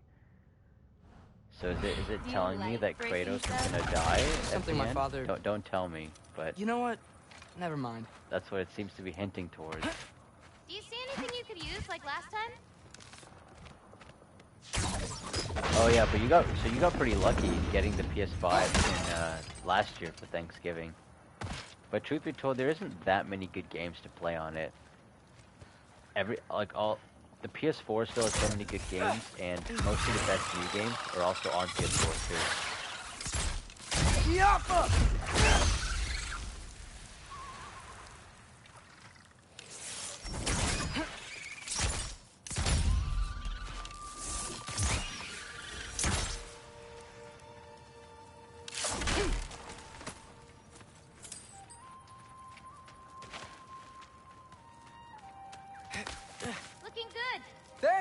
Wait, what?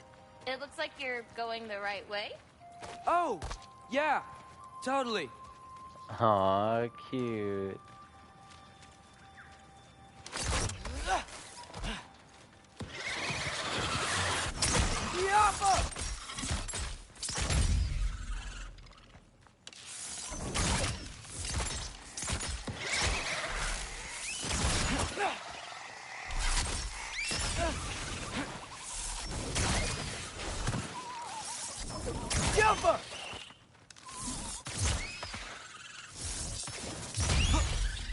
Yeah, the disc version of the PS5 is where it's at.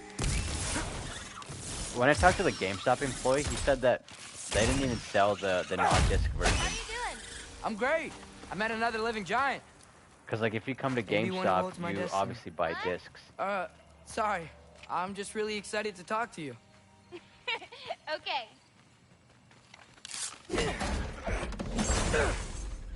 That's cute.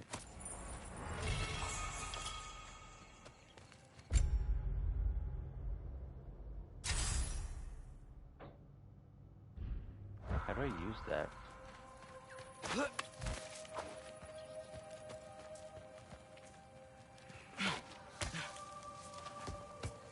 Like even Horizon Forbidden West Okay, was on right?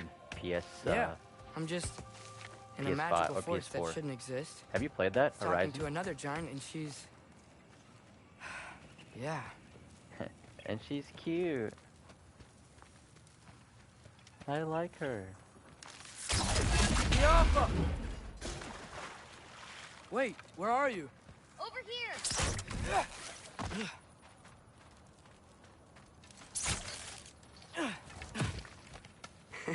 Whoa! Gotcha. Thanks. Guess I'm still getting the hang of things here. Where are we going? My mother recorded her visions, or prophecies. Thought you might like to see them. That's a really good point.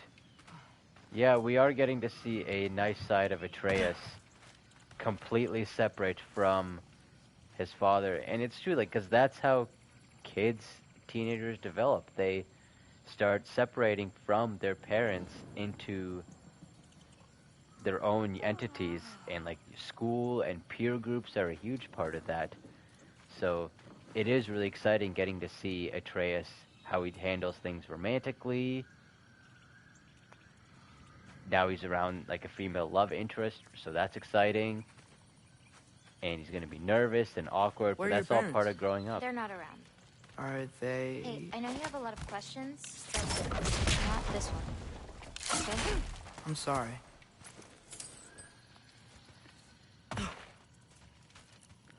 Oh, that entry we found, maybe it was written by her, where it said mother and father's passing instead of Atreus.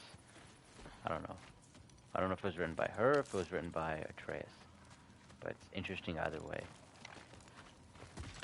Loki! I've got it. Tell me when. How about now? Let go!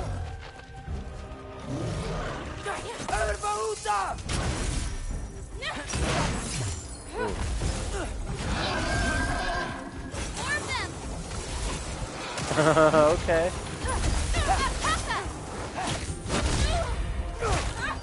Oh, I see.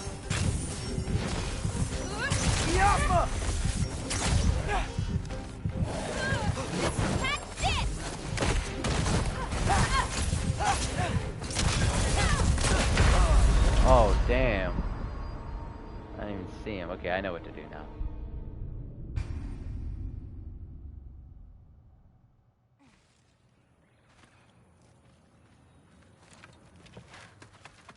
Where are we going?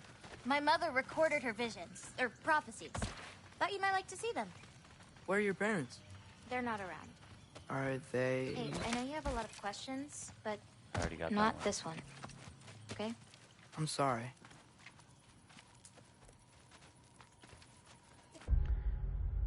And I didn't catch that the first time, but that's a really good way to assert a boundary. She was very kind about it. She acknowledged where he was coming from, that he has a lot of questions, and she said, hey, just not this one. And Atreus says, okay. She didn't get mad or get upset at him. She didn't blow up, so I thought she handled that really well, and I think we can do that in real life too, where if someone kind of pushes you a little bit, especially if it's the first time, we don't need to get mad or upset with them.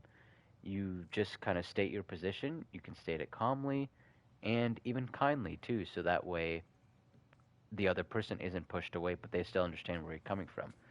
But then, of course, if they keep pushing on and on, then that's when you can get a little more firm. Loki! I've got it. Tell me when. Let go! Do her out, More of them! That's it!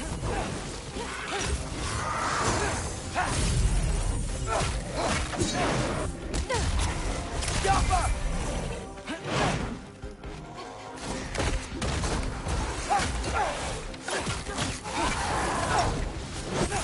I've got this!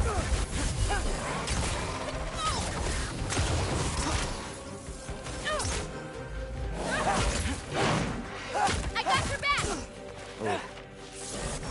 Yappa!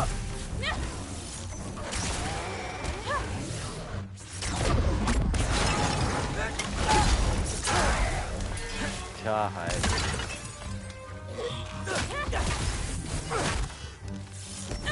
Yappa! Quite I well. love those arrows do stun. Like a champion, even. Thanks. Don't. You too. Just feeding into his ego.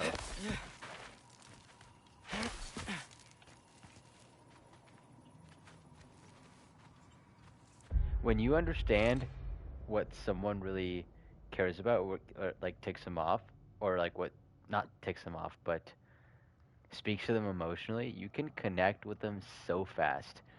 In this case, when she called him a champion, immediately you know that Atreus felt giddy, he felt excited being called that because no one has been acknowledging him as a champion before. So now he's attached to her, he's getting more attracted to her. We don't know if she actually feels the same way or whatever motives she has, but how she's what she's doing to endear herself to Atreus is working. And you can do this in real life too, using people's names and using whatever is important to them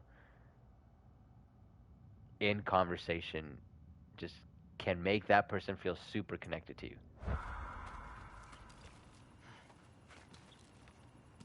Help me with this? Oh, sure. Champion.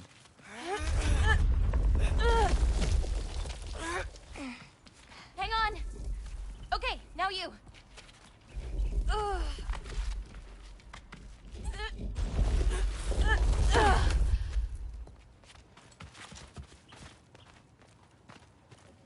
Whoa. That's Evie's medallion. Race you across? What? Go! Okay. Alright, let's go. I can slow down. You got a head start. I'm the champion. Oh,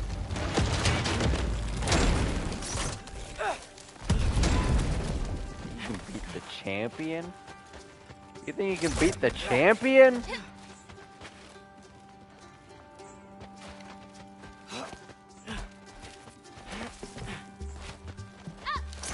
How did she get there? I was ahead of her. The medallion wins.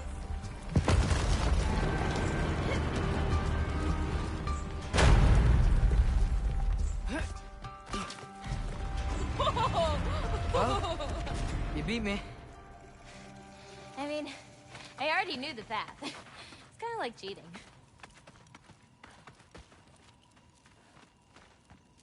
Tackle worm! I've seen these before. Well, then you should know how to beat them. Oh, okay. Can someone stop it? It's usually not so lively around here. Guess I'm just lucky. Nah, you're just Loki. Every time she does that, she knows exactly what she's doing. It's making Atreus like him more and more and more. So, like, now I'm sure he feels really freaking attracted to this girl. And we don't know if she truly feels the same way, or, you know, if she's got other things up her sleeve. But yeah, in real life, you want to connect with someone, you can use their name, use what's important to them, and that person will view you like they don't view anybody else. Because nobody does this. Everyone only thinks of themselves. No one ever thinks of the other person. And she's flirting too, which of course is part of it. I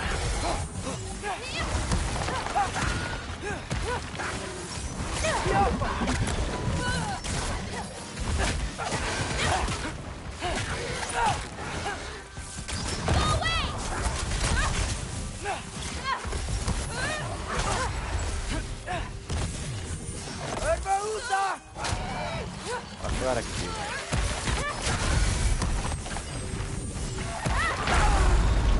I kept trying to do my special moves, and I couldn't do them.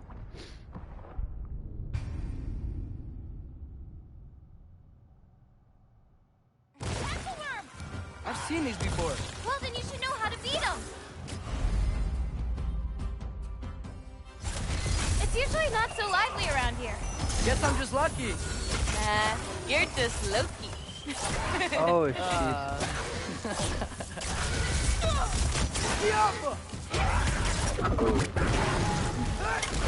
Gets dunked on.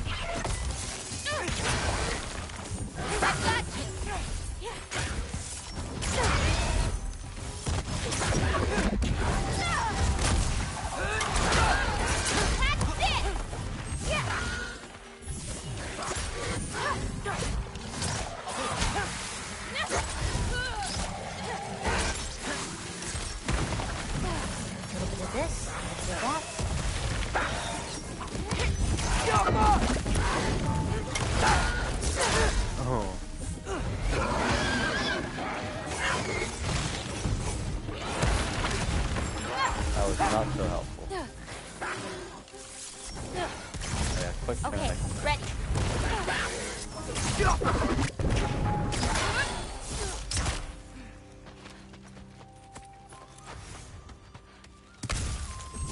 Yeah, quick turn. We're almost to my mom's shrines, where she chronicled Groa's visions. It was her way of ensuring the legacy of the people would live on, despite the Aesir's best efforts.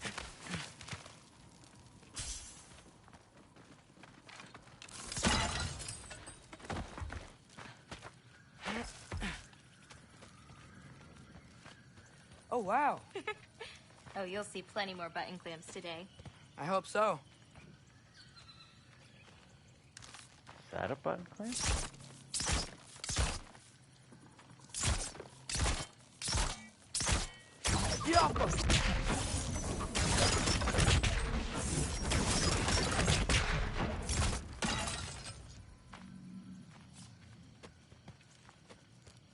Hey, free hack silver. Here.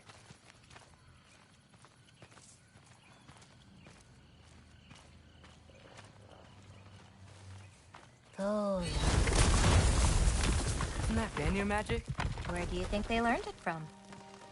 Here we are. Do you live here? Mm-hmm. This way. Wow. Angrboda. This reminds me of when they discover Freya's home in that giant turtle.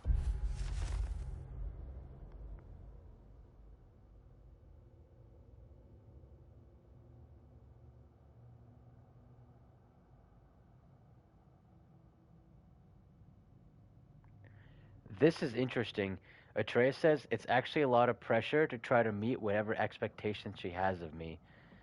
I just need to stay calm and get a better feel for everything, so that's going on here. But wow, so much is happening so fast. The reason this is interesting is because Atreus did the same thing towards Tyr, and he had a lot of expectations to meeting Tyr, this hero that Tyr obviously couldn't meet. And now Atreus is realizing this from the other side of being that hero figure. And there is some truth to that statement that you never want to meet your heroes because they never live up to the ideal that you have of them.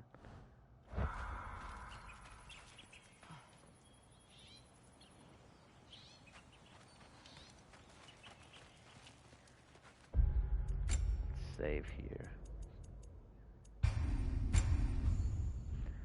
But yeah, I think that now is a good time to call it. So we accomplished quite a bit today. We were in the Dwarven, not the Dwarven realm, Alfheim, the Elven realm. went through all of that, finished it off, beat the light elf queen, got to see Tyr's reaction, which was super important. Got to see Kratos pushing off Atreus for trying to become the champion, wanting to be the champion, and now we're in this mythical land, Ironwood, where we get to learn a lot more about the giants, I'm presuming. We see all these murals that we can read, I'm sure. And yeah, I'm excited for all the lore drops we're about to get and how Atreus develops from here. So yeah, thank you for watching, and yeah, we'll see you next time.